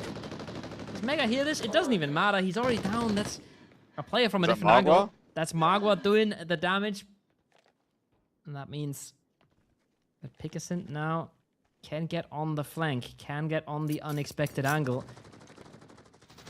I don't think Sura's left, but we don't see the tag anymore, so he has created some distance. Might have left, might have died, not sure. Flowist playing behind in the garden. Magua getting some peeks off, getting hit in the back. Is that Sabam on the back angle? Amazing rotate coming out from him. And now it's just Picasent left. At this point, SHO have a lot of information. They know that there's basically no one left in this area. Sabam is not going to be able to make any type of sneaky flank play, unfortunately. But Picasent, this area is so susceptible to getting naded. If there's any util left from SHO when they're finally able to push themselves, this dude is in trouble. 2 minutes. Flowist. His position is known, but the peaks are tricky. And oh, there's a whole SHO train coming for Picasent. What up? Bum's going to be the first one in lines. Flies around the corner. Not... God, okay. Not on the trigger, but it doesn't matter. Dumpsters him. Swoops him up. This is what we need to see. This is a CLTV allowed looting. And I think they have the heli. I think they have the heli. Yes, SHO have the heli. If Sura's not here to spoil this, they have the heli, and they might even have a free extract over on the freight side, but surely it's just goop it all up, get the heli, get out. Top left, we can always see how many players are left in these lobbies, gang. 1 team remaining, 3 players left. At some point, Sura was picked off by either our Hitbox King team or our Relisco team, and it's just going to be SHO trying to collect all this loot. Now, this is not going to be the insane payoff that we were alluding to earlier. A lot of the goop, I believe, was able to be claimed by 2 of our EU team members. Sura was sent back here to fight, though, so there's only 2 players worth of loot that was extracted. They only have a minute left to fight it, but I'm seeing bags, I'm seeing players. The options are open, Kowo, but do they have time? I don't think they do. Yeah, time's a huge problem right now. Time's a huge problem. And doing Tetris under pressure is pretty hard. They're going for the timed one. Okay. Not the timed one. Sorry, the free one. That's a And I 20-second think Sura- extract. Look, there's a yellow body on the ground there, right? I think that's got to be Sura or the guy Sura killed. That's another body for them. I think they're getting out with a pretty solid payday here, Seal. I don't think they're really sad about this at all. This guy's yellow weight. We've had a red Sabam MIA Frogger coming over here, and they got some juice. That's for sure. Are you making it, man? I mean, no. This is a 20-second extract. No, he just got in there at 19. Yes, No, he's not. Yeah. So he's dropping all of his gear, saying, "Pick it up, pick it up, pick it up." He was 1 second too late, Kowo. Yeah. Oh no, if he just dropped some of his gear to get out of yellow weight, he could have made it. If he just walked over here sooner, he could have made it. That is a tragedy, but at the same time, walking out with 2, they have a really, really good spot on the leaderboard as well. If they don't win the tournament, this is one of those the moments. First thing we're looking at. In 5 games of ABI, there's a lot of moments where you could have gotten a little bit more. You could have gotten another kill. You could have maybe gotten out somehow. But this is a pretty big one. This is one that you remember, and it just hurts so much, right? He gets in there with like 18 and a half seconds on a 20-second extract. I don't know how much they were really able to get out. I mean, 18 seconds or 15 is a good time to try and grab some of his loot, but they're losing a lot of value there. They're losing It's the little things, Kowo. We saw them perhaps unnecessarily lose a player on Armory.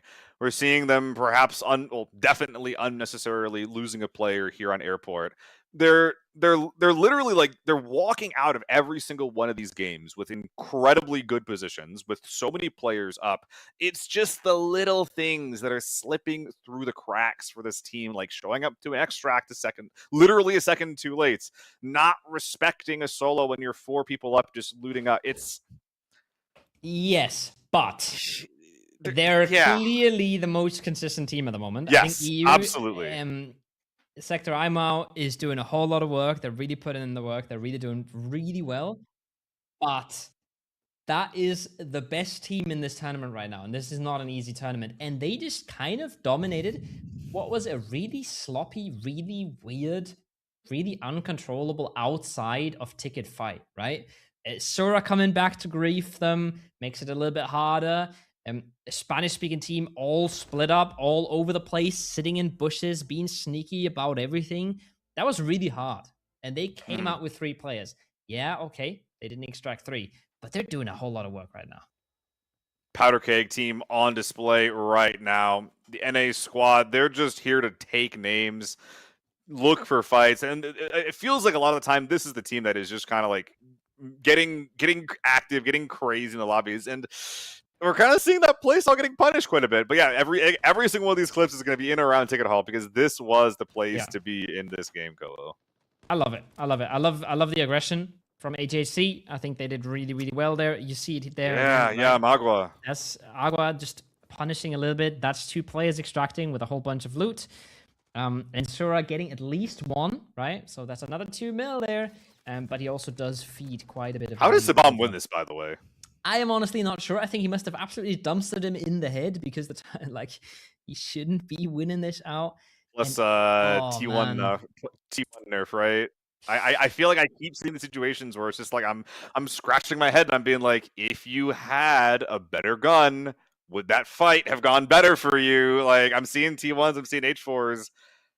I'm seeing a man that you shot 20 bullets at and he didn't die. So I'm not blaming that on the gun. I think I'm absolutely blaming that on the gun. The U1 specifically just kills in less than 20 bullets. I think that is a gear diff. I think literally every gun kills if you hit 20.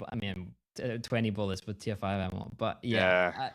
I think there's a lot going on there. You also have to consider that some of these guys are on pretty high pings. So sometimes what we see isn't exactly what they see. You can try and check out their POVs and you'll get a bit more of an accurate description. I don't want to be judging anyone's skills or anyone's aims off one clip that we see.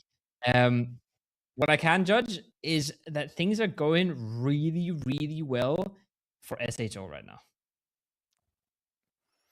I'm liking it, Kowo. Like every single time I see the way that they approach a fight, the way they're always like spreading out, getting so much value from every single player on their team. It just feels like I'm looking at a well-oiled machine.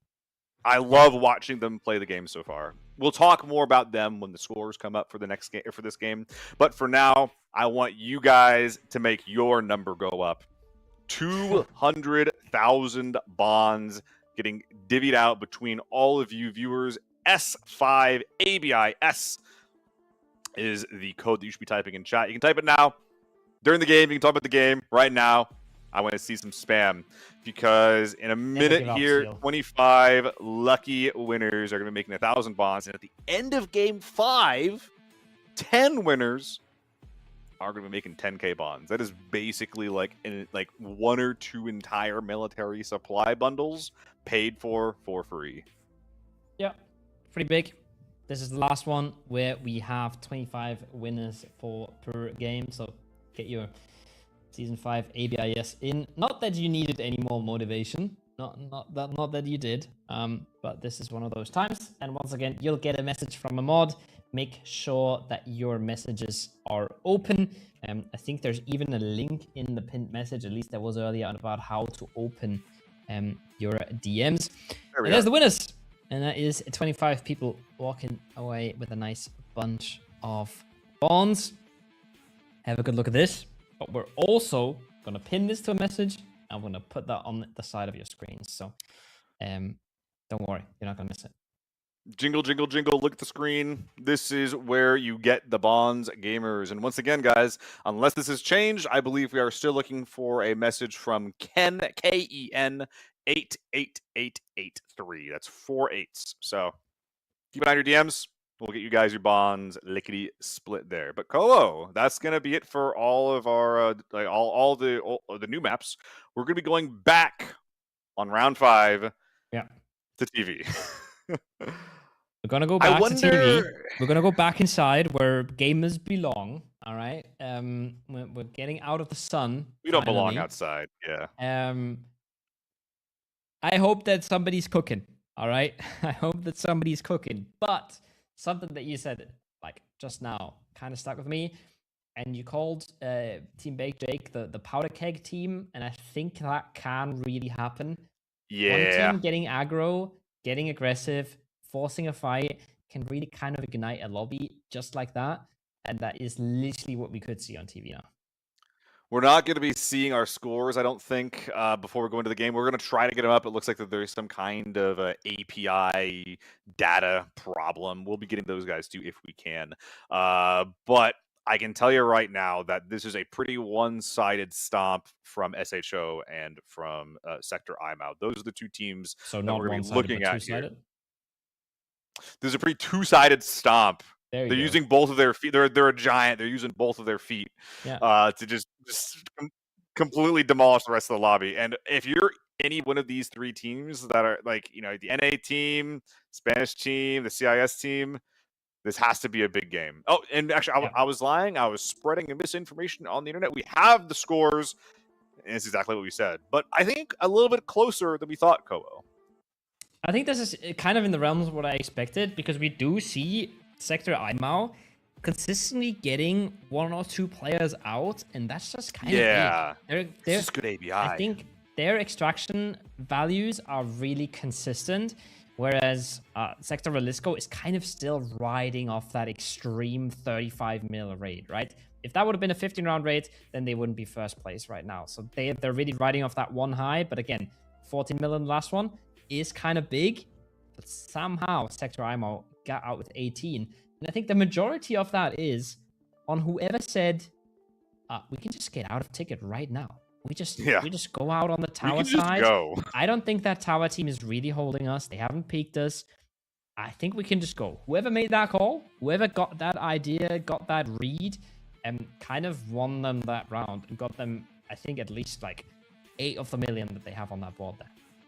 Not gonna lie, that type of comm after you win a team fight is one of the most important things that you can do. It's really easy to like sit there just like min-maxing your loot after you win a team fight, but you got to remember that killing one team, there's 3 other teams in a lobby, and if you can get more kill points, absolutely. But once you get 4 kills, 2 of your players are gonna be full on loot.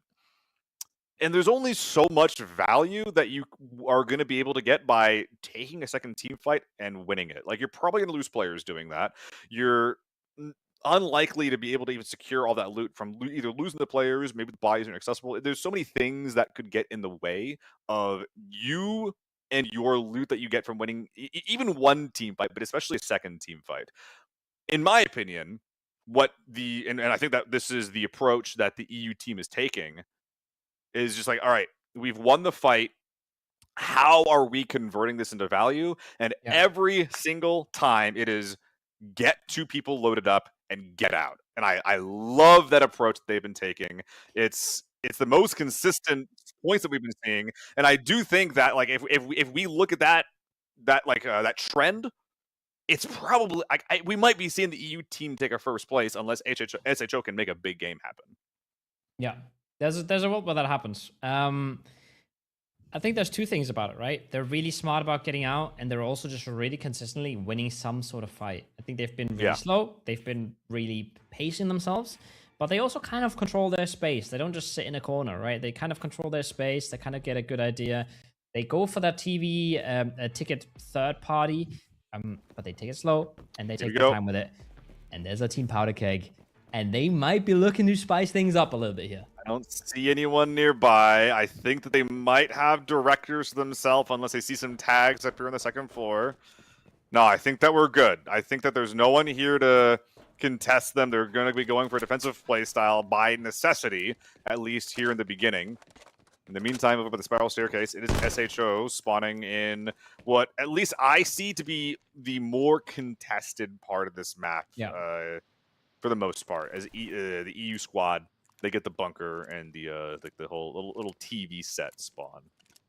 So we've got a team bunker, got a team up top donut here, and then we do have a team photo. So yeah, once again, spawn-wise, this is clearly the contested area, but 50 Cal is looking to at least get some space. We've already dinged on that the brackets. double cat.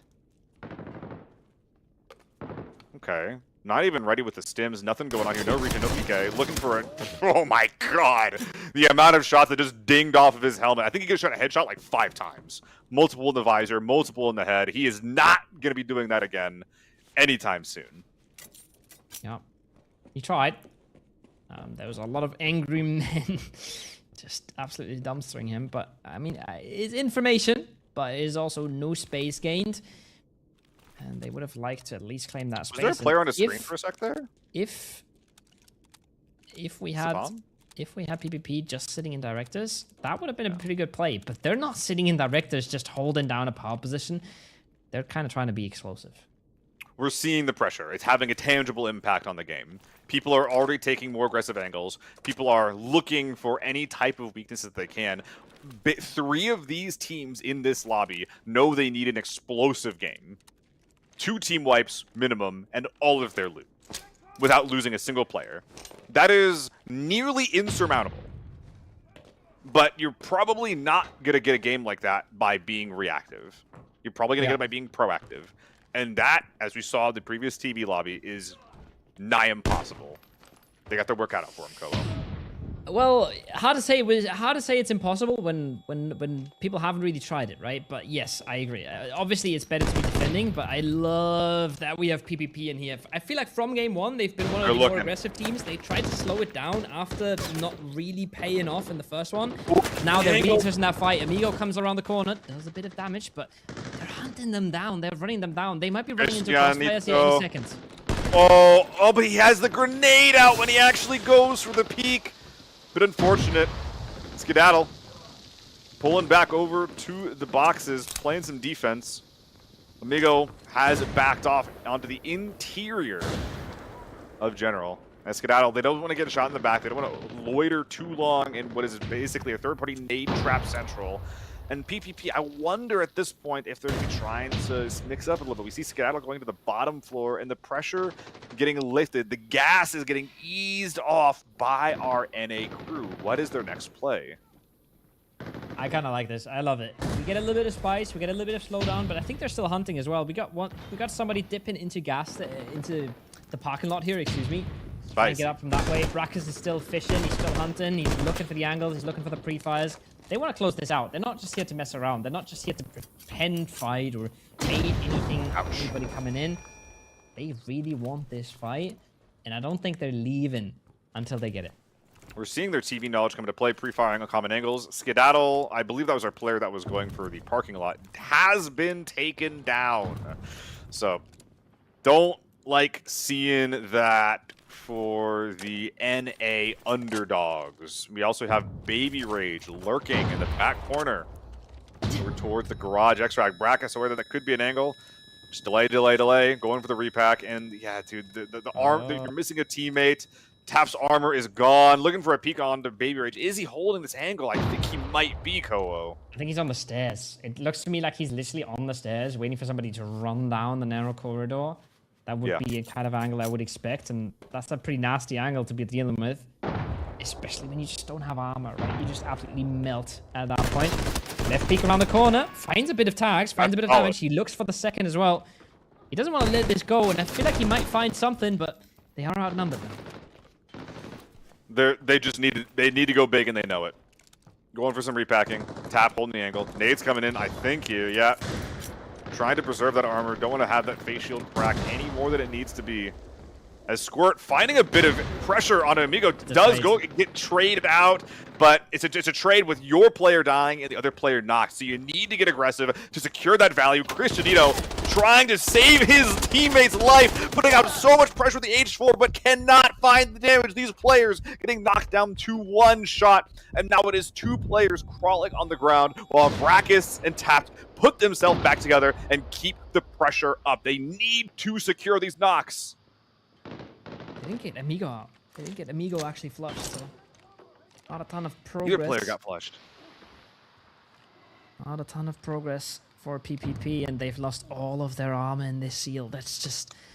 The reses are coming out, man. I love it. I love what they're doing to this lobby, but it's not working out for them. Yeah. We needed something like this, so we just didn't have the snail fest of the Game 1 TV game. We need something like this. Someone had to do it for the lobby to get spicy. Someone had to do it for the people to play their win cons, to be honest. We're not going to get those explosive games without just demolishing multiple teams, but I mean, Koei, you're just not going to run these guys over. Like, these guys are all winners from the previous qualifiers. They all have experience on, in competitive ABI. They all have experience on TV. Like, every single player is a god on TV, I would imagine. Yeah, it's tough. It's tough. 50 cal, still 4 man up in the distance. They're now sweeping over towards this, but still PPP that's pushing the fight. The damage is coming in. This box really has been the most pre-fired box of the game, but it's a matter of time until the third parties come in. Baby Rage on the one side, 50 cal on the other. Space is slowly closing. One up. Yeah. They're getting choked out of resources and out of space here. And these angles, we don't see them used very often because they're very susceptible to third party. If Donut peeks here, we're in trouble. But Amigo going for a wide swing. He takes his head off. Brackus finally finding some tangible damage onto the PNZ crew. Big stuff. Gets his. At least puts some damage into the other team. Something that's permanent, but at the same time, what does it matter for him, right? It's good for the ego. It's good for the motivation. Yeah, you got yours. But unless he actually just goes and dominates them right now, he's not walking away with a ton. Uh-oh. 50 cal getting active. Brackus realizing he's in a bad spot. PNZ are going to know too. He tries to go for the cross again. Oh my god. His right side of his body is very, very red right now. The regen shot worth its weight in gold right now as the 50 cal crew getting active. In the meantime, we're seeing the headhunters putting some pressure on our Spiral Staircase team. This fight, Ko, this is more important than anything else in the lobby right now. These are our top two teams. There is a 3 mil difference between the two, and SHO, already having lost one, are trapped in the Spiral Stairwell. Sebam gone. And literally the biggest contender right by their side.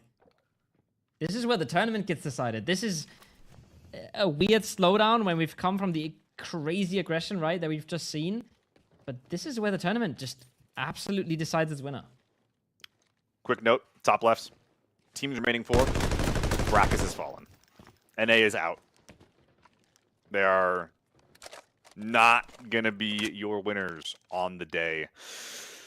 And now it's up to our remaining 4 teams to continue to try to fight for glory as well as the massive 200,000 bond prize. And dude, I had such high hopes for SHO, but let's be honest. Like the things that they were really good at, they were really good at like cohesive team play when they're spread. They're really good at offensive gameplay. They're really good at poking holes in people. But these defensive fights, they aren't great. But Headhunter is playing too slow, getting third-partied.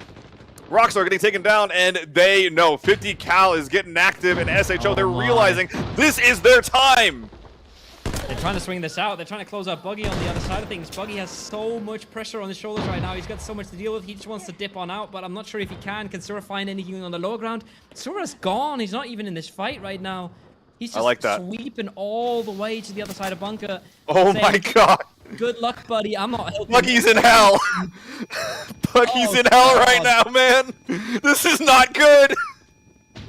Oh no! No! This is Valorant POV right now. You're holding down the site and everything is just flying around, but there's no peek coming off it. They don't. I mean, they know he's on this box. They've heard the stuns and everything. He's not fully cooked though. He might still find something here. Wow. Probably not trying to hang on. 50 cal crew. There's only one player really pressuring. Looks like the rest of 50 cal are chasing Shura down, but that's a really good stun. Both players want this guy dead and gone. Both teams want this guy dead and gone. But Buggy still somehow holding strong. As Jack's dropping down to the low ground. Was he pressured off by Shura and Bunker? I think they're grouping on this, yeah. Like, I think 50 cal just want to group and play together. They also stumbled into another team on the other side, I think. That's a bit deceiving with the green tags overlapping. But all of this is benefiting SHO so much, no? They just get to hold down, get to reset, and get everything around them weakened.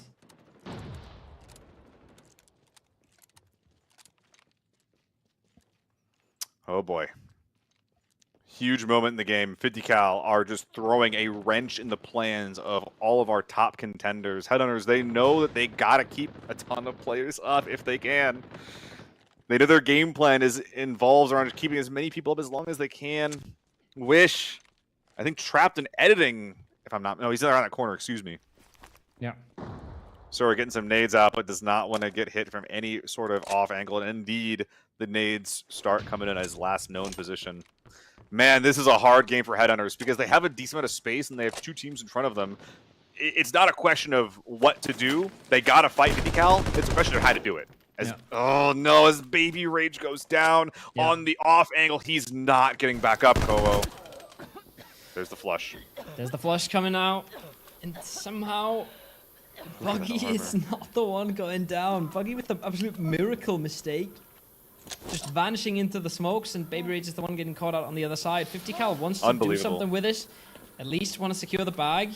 Ooh. And that's not even his, but it's a big disappointment. On the other side of things, we have a fight. 50 cal's everywhere. Steps up, finds one. 50 cal literally everywhere across the map. I respect it. They're playing their win con. They're trying to finish off every weakened team that they possibly can. But, you know, you're sending like a solo to fight a duo. You're sending your duo to fight a trio. You're just taking negative EV fight after negative EV fight. They're playing to win. They're doing whatever they can to try to make it happen. But it just is not working out for the CIS boys. This is, yeah. I think it kind of pays testament to how good everybody in this lobby is, right? It's really easy to look bad in a lobby with really good players, but nobody is able to just run over fight after fight after fight, right? Nobody's really able to come out cleanly when they're taking straight up head-on fights all the time, because it's simply not possible when everybody's this good.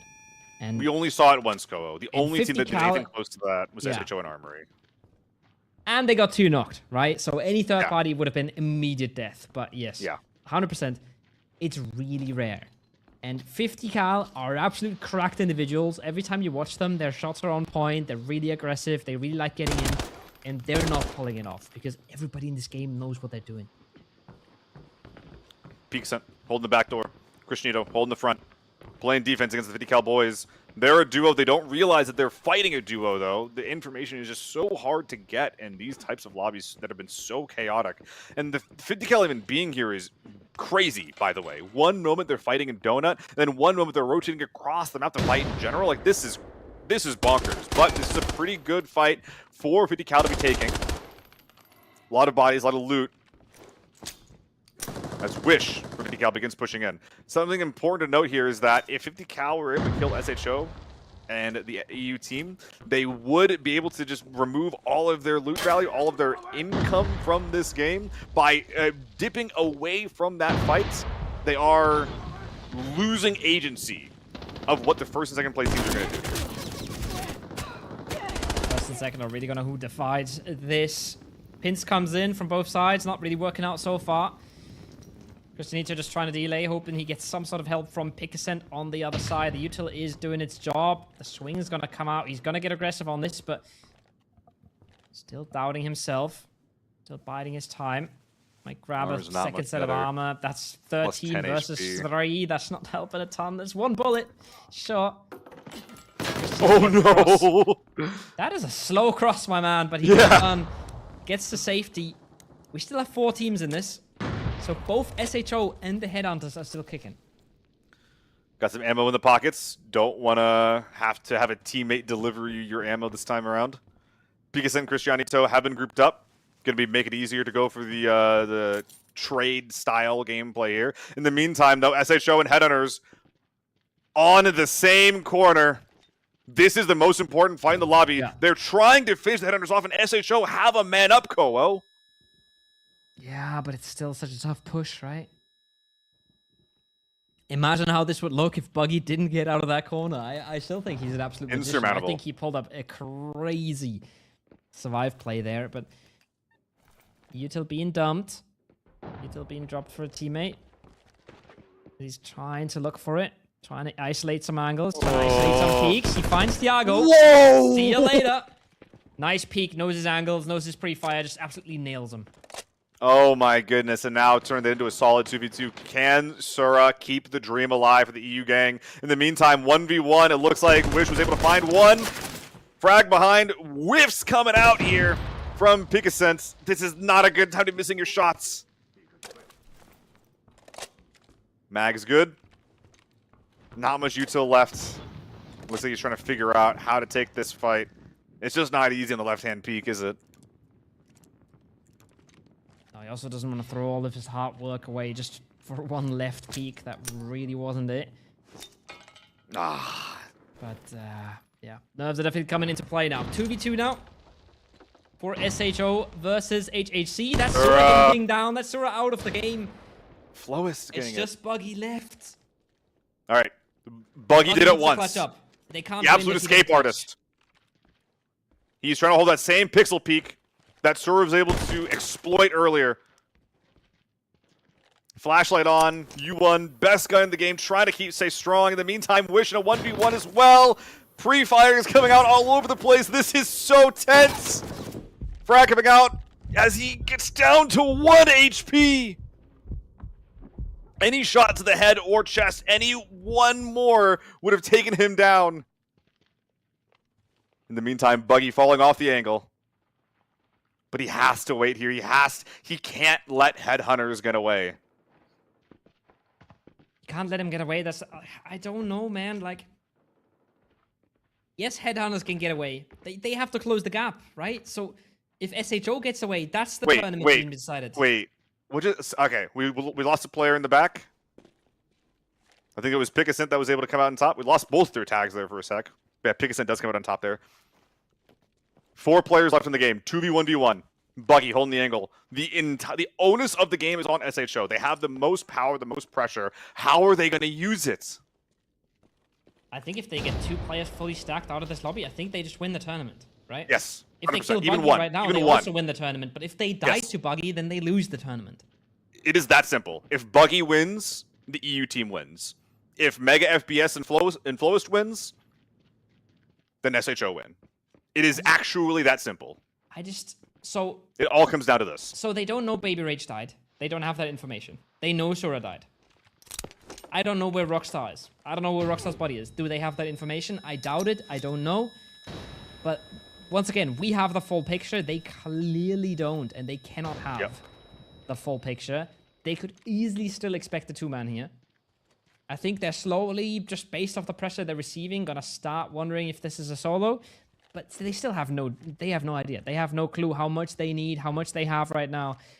They just do not know. What do they do with the situation?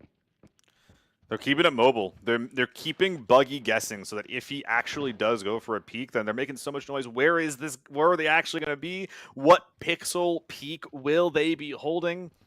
2 players' footsteps with a helmet like this is really, really hard to track. But one thing that is for sure is that whenever there's a frag coming out, you gotta give up the angle. You can't give up your armor durability for free in a situation like this. And same thing with the smokes. You gotta respect them. As Mega, you know, they got their win con is twofold, right? They have to win the fight against Buggy. They need to secure their bodies, but also, and this is important, I just kind of realized this, Koho, they need to not get third-partied. Oh my god, does Mega make that cross? Wait, what? He's in. That's pretty big. The gas is going to cost him a lot of time, but he is in. That it's only half though, like right. That doesn't just win you the fight. That at least gets you across, but you still have a tough time lining up a double peek. And Buggy's well aware he's gonna get that 4x U1 in there. It's so scary for Mega. Yeah, he can find that angle any day of the week. They still gotta figure out some way to peek them together, and it's basically impossible.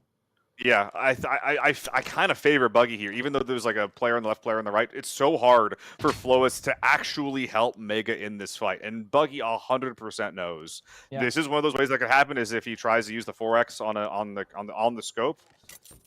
This is so scary, man. I fear for them. Yeah, I mean the way this works is Flois has to jump by as Mega is taking the peek, but they don't know the exact angle Buggy's holding. They now have cleared a little bit of the space, but they're giving it back up. Whoa.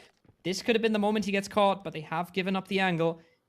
They have let him retake that space. Any more util now? Oh my That's god! A really aggro peek. He could have taken a lot of damage there.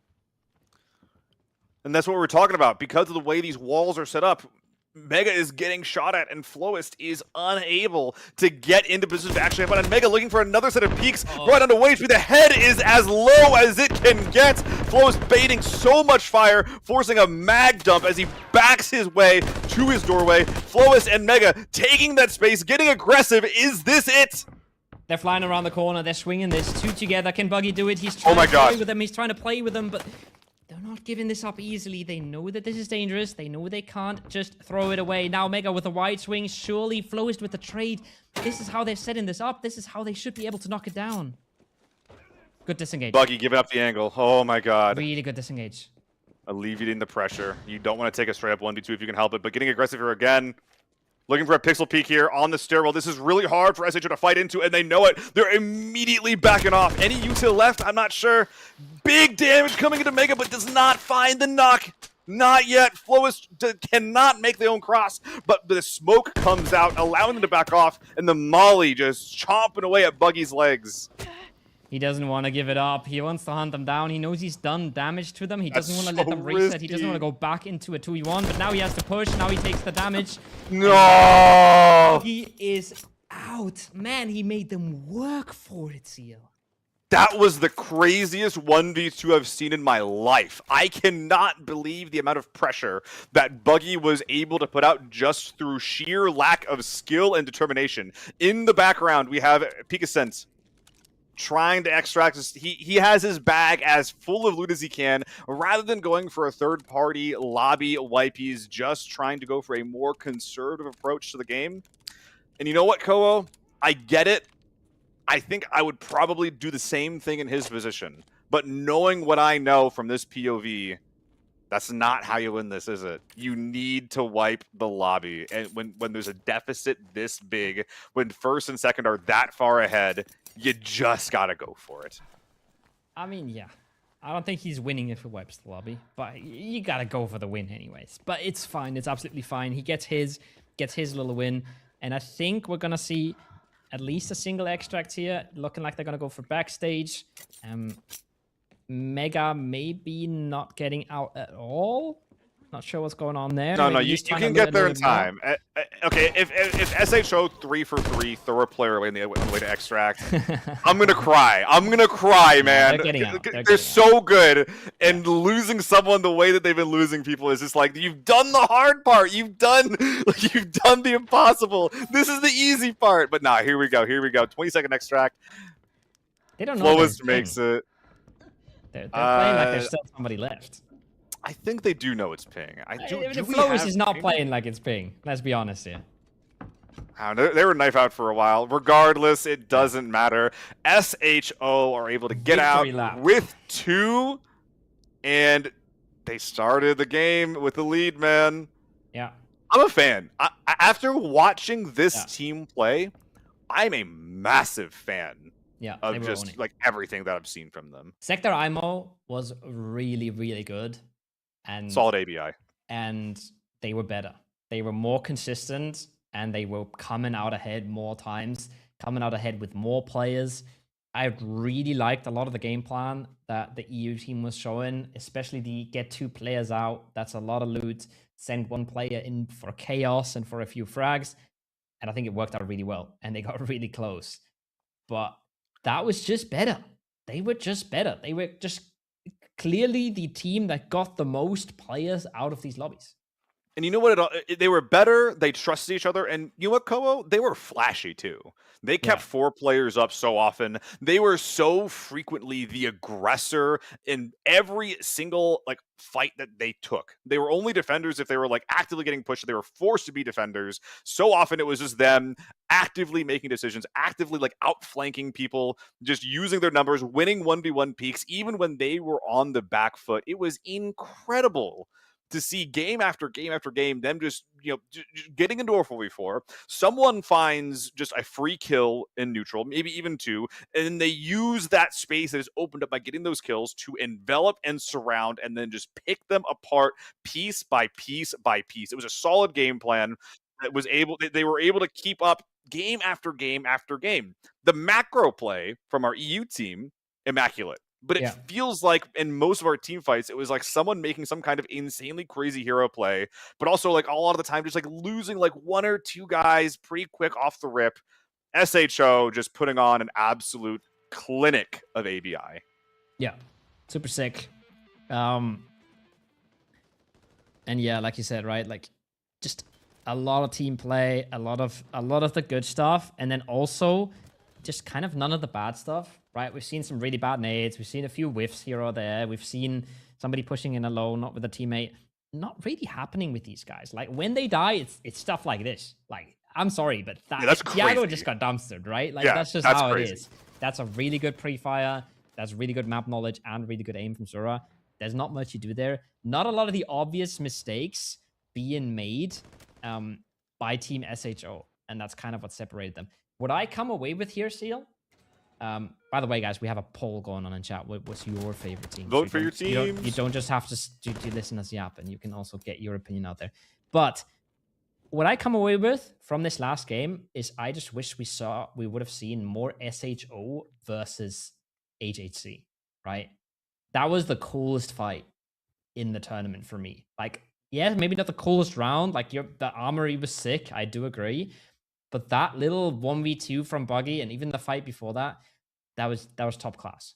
That armory game and the final TV game, so crazy. And part of that was because SHO had crazy games on both, but they were so interactive. On the first armory game that we had, the only armory game that we had, the headhunters just getting so proactive, stealing the loot, and then having to get fought back over to the hill, but then weathering the storm of all of the different solos from our Spanish team, just peppering them.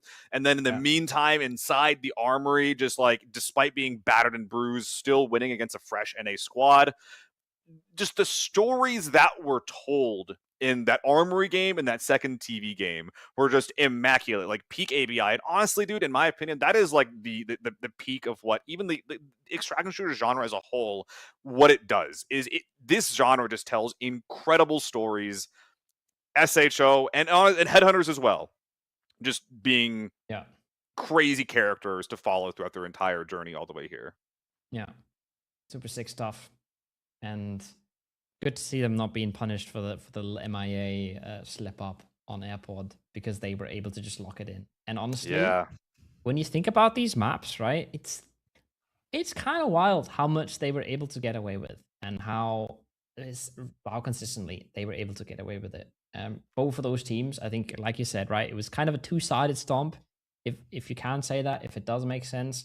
And at the end, the score might look a little different, because Team Sector Owen just kind of throws themselves against the brick wall that is SHO, because they know that's how they have to win it, and they can't win it any other way. If they would have tried to secure 1 or 2 of their kills here and get out, they could have, and the scores might look different, but that wouldn't have been the play, right? That wouldn't have been the winning play. Yeah. That's kind of like leaving it to fate, isn't it? Where it's like, man, I just hope that the value that I have is more than the value they have. And like, what are you even leaving? Like you're starting with a deficit. Like if you're SHO, it's a reasonable plan, right? Like maybe you do a couple of kills, you have 2 players left, and your bags are full of loot. Maybe I can see that happening as like a way to just secure as much as you can while not having risk. But if you're starting that last round in second place, you gotta go for it. You gotta go for it. Winner of the popularity poll is Sector Imao with 192 votes, 83 for Team Realistic. Yeah. No real surprise there. 25 for everybody else. Now, points ranking, 69 mil. Hey, let's for the go! Tournament. Sector Realisco just walking away with pretty much everything. And the worst round was a formal round. That's pretty clean. Man, I'm just looking at the scores and seeing that the stories they tell. It's so sick to see, man. Also, 23 mil game from Hitboxing in round 5 there. How much loot did that guy walk out with? That is bonkers.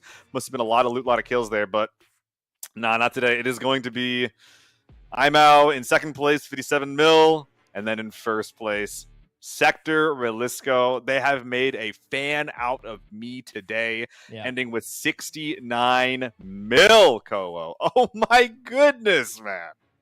Brazil on top. Brazil numero uno. Pretty clear for the day. I say pretty clear. 12 mil is not a huge gap, right? I feel like you made it kind of close, kept it up there. Yeah. 23 mil for one player is complete bonkers. I also don't know. I'd be curious to see that, yeah. They must have gotten a lot of the 50 cal kills, right? And basically all of the NA kills, but yeah, that's when you look at that. When you look at that, you have to realize that, man, these guys were playing out of their minds in round 5. Like if they were able to keep a couple players up, maybe there's a story there. But you know, they're starting the round with 17 mil. First place is starting the round with 59. Yeah. It ain't happening. It ain't happening. Game. I don't even know that's possible. I don't know. But you can't fault a guy for getting out with what was maybe 6 mil or something like that, right? Like you Bravo, honestly. Got themselves third place, showing up big time, and making sure that they have a spot on the leaderboard. 69 versus 57. It's a considerable gap, but it's really just made considerable by that last round. It was all up to the last round. And in the end, I think the more consistent team walks away with a win. I'm just kind of glad it wasn't a huge stop. I'm glad that we had teams that were just fighting back and forth. I'm glad we had some solid play from Realisco. I'm obviously the rest of everyone else as well. But I just feel like we saw such good ABI today. Obviously, a bit of snooze fest that first TV game, but the context of the lobby pressuring people, forcing them to make plays on the second one, as well as people learning from the first one, okay, we can't let that happen again. What can we do to advance our game plan? Was just so exciting. Again, this tournament was some of the best ABI that I've gotten to see. Like the stories that were told today were immaculate. Sick stuff. 50k per person for the winners, and 10k per person for 10 winners right now. Season 5 ABIS in chat. Get lucky, get winning. You get a chance at 10,000 bonds. Don't have to tell you guys because everybody's spamming it already, but we're gonna give them away one more time. That's 200k bonds for the winners and 200k for Twitch chat. All right, I think that's pretty big. Here we are. I'm gonna announce these. Dat Menhu, Ario Herit, Maddie TZ, Irish Animal TV, Baluk19, Choco's Killer, Blasphemy, Jiggle Jiggle, Giona Marie, and KN Waji. You guys are the massive winners of a whole boatload of bonds. You guys are never paying for skins ever again. Congratulations. That's pretty crazy. They really just picked out names that were easy for you to read, huh? They really didn't go Thank for God. anything crazy. If it wasn't an English character, I'm cooked. Yeah. I'm a dumb American. Yeah. I am poster child of dumb Americanism right there. As American as they get. It is what it is. Good stuff, man. That was fun. I think we had really different tournaments, and they've all been fun in their own way. This was kind of the most competitive, as you said, right? It was kind of the clearest that we had teams that really knew what they were doing in a really competitive lobby. I hope that we get to see more of this kind of stuff, man. Obviously, we have all the ABI show matches where we get people interested in the game with like season 6 and stuff. But stuff like this that is really just like a love letter to the community, being like, hey, this is like the top level of what ABI can be. I would love to see more of this. I hope that we see more like custom game content creator style tournaments going into season 6. If it leads into this, awesome. But even if it doesn't, just like the nature of these competitions is so freaking cool. So once again, humongous congratulations over towards our winners getting 69 mil. Incredible stuff from SHO, man. I know there's like 3 different names. There's like the region they're from, the stream they represent. But I think that the clan they're part of, like the SHO clan, they should be really proud of themselves. Yeah, 100%. Just rolling over and getting away with the win is, like you said, it's Sector Relisco, it's SHO, it's Brazil on top, and it's Here these we guys are making it work. Mega FPS, Sebaum, Flowist, and Tiago, undisputed champion of the Season 5 community tournament. These guys are all streamers. I'm checking them out after this. I'm sending them some follows. I want to see their gameplay more after this. I want to see the way they play, see the way they interact. If only, I'm just sad I don't have more of this top level AVI to like watch them play. Like pubs are one thing, but you know, I want to see more of the way that they compete. But I'm not gonna be able to until the next Abyss, man. I won't be able to see it. Yeah, that's what I'm saying as well. That's why I really wanted. Like, I want to see more fight like that last one. Like, that was pretty sick. The armory, like you said, it was sick. We had cool stuff on every map. But that top 2 teams clashing for the win in the last one, and then one team just walking away with it, clean trades, clean peaks, everybody falling away when it makes sense, right? Grouping up when it makes sense. That stuff was sick. That's really cool. And you don't really get to see that in so many games, right? There's so many games where the esports is just at a different level than all of your normal games. And you rarely ever get to see this. So this was really sick. And thank you for being here with me. Thanks to everybody in chat for being here with us and enjoying. Even the hate watchers, all right? We will take your views as well. Stay mad in chat. It's all good. We'll take all of your views and see you on the next one. Appreciate you guys. Keep playing ABI, guys. Keep playing my ABI. We'll see you around, guys. Thanks for watching.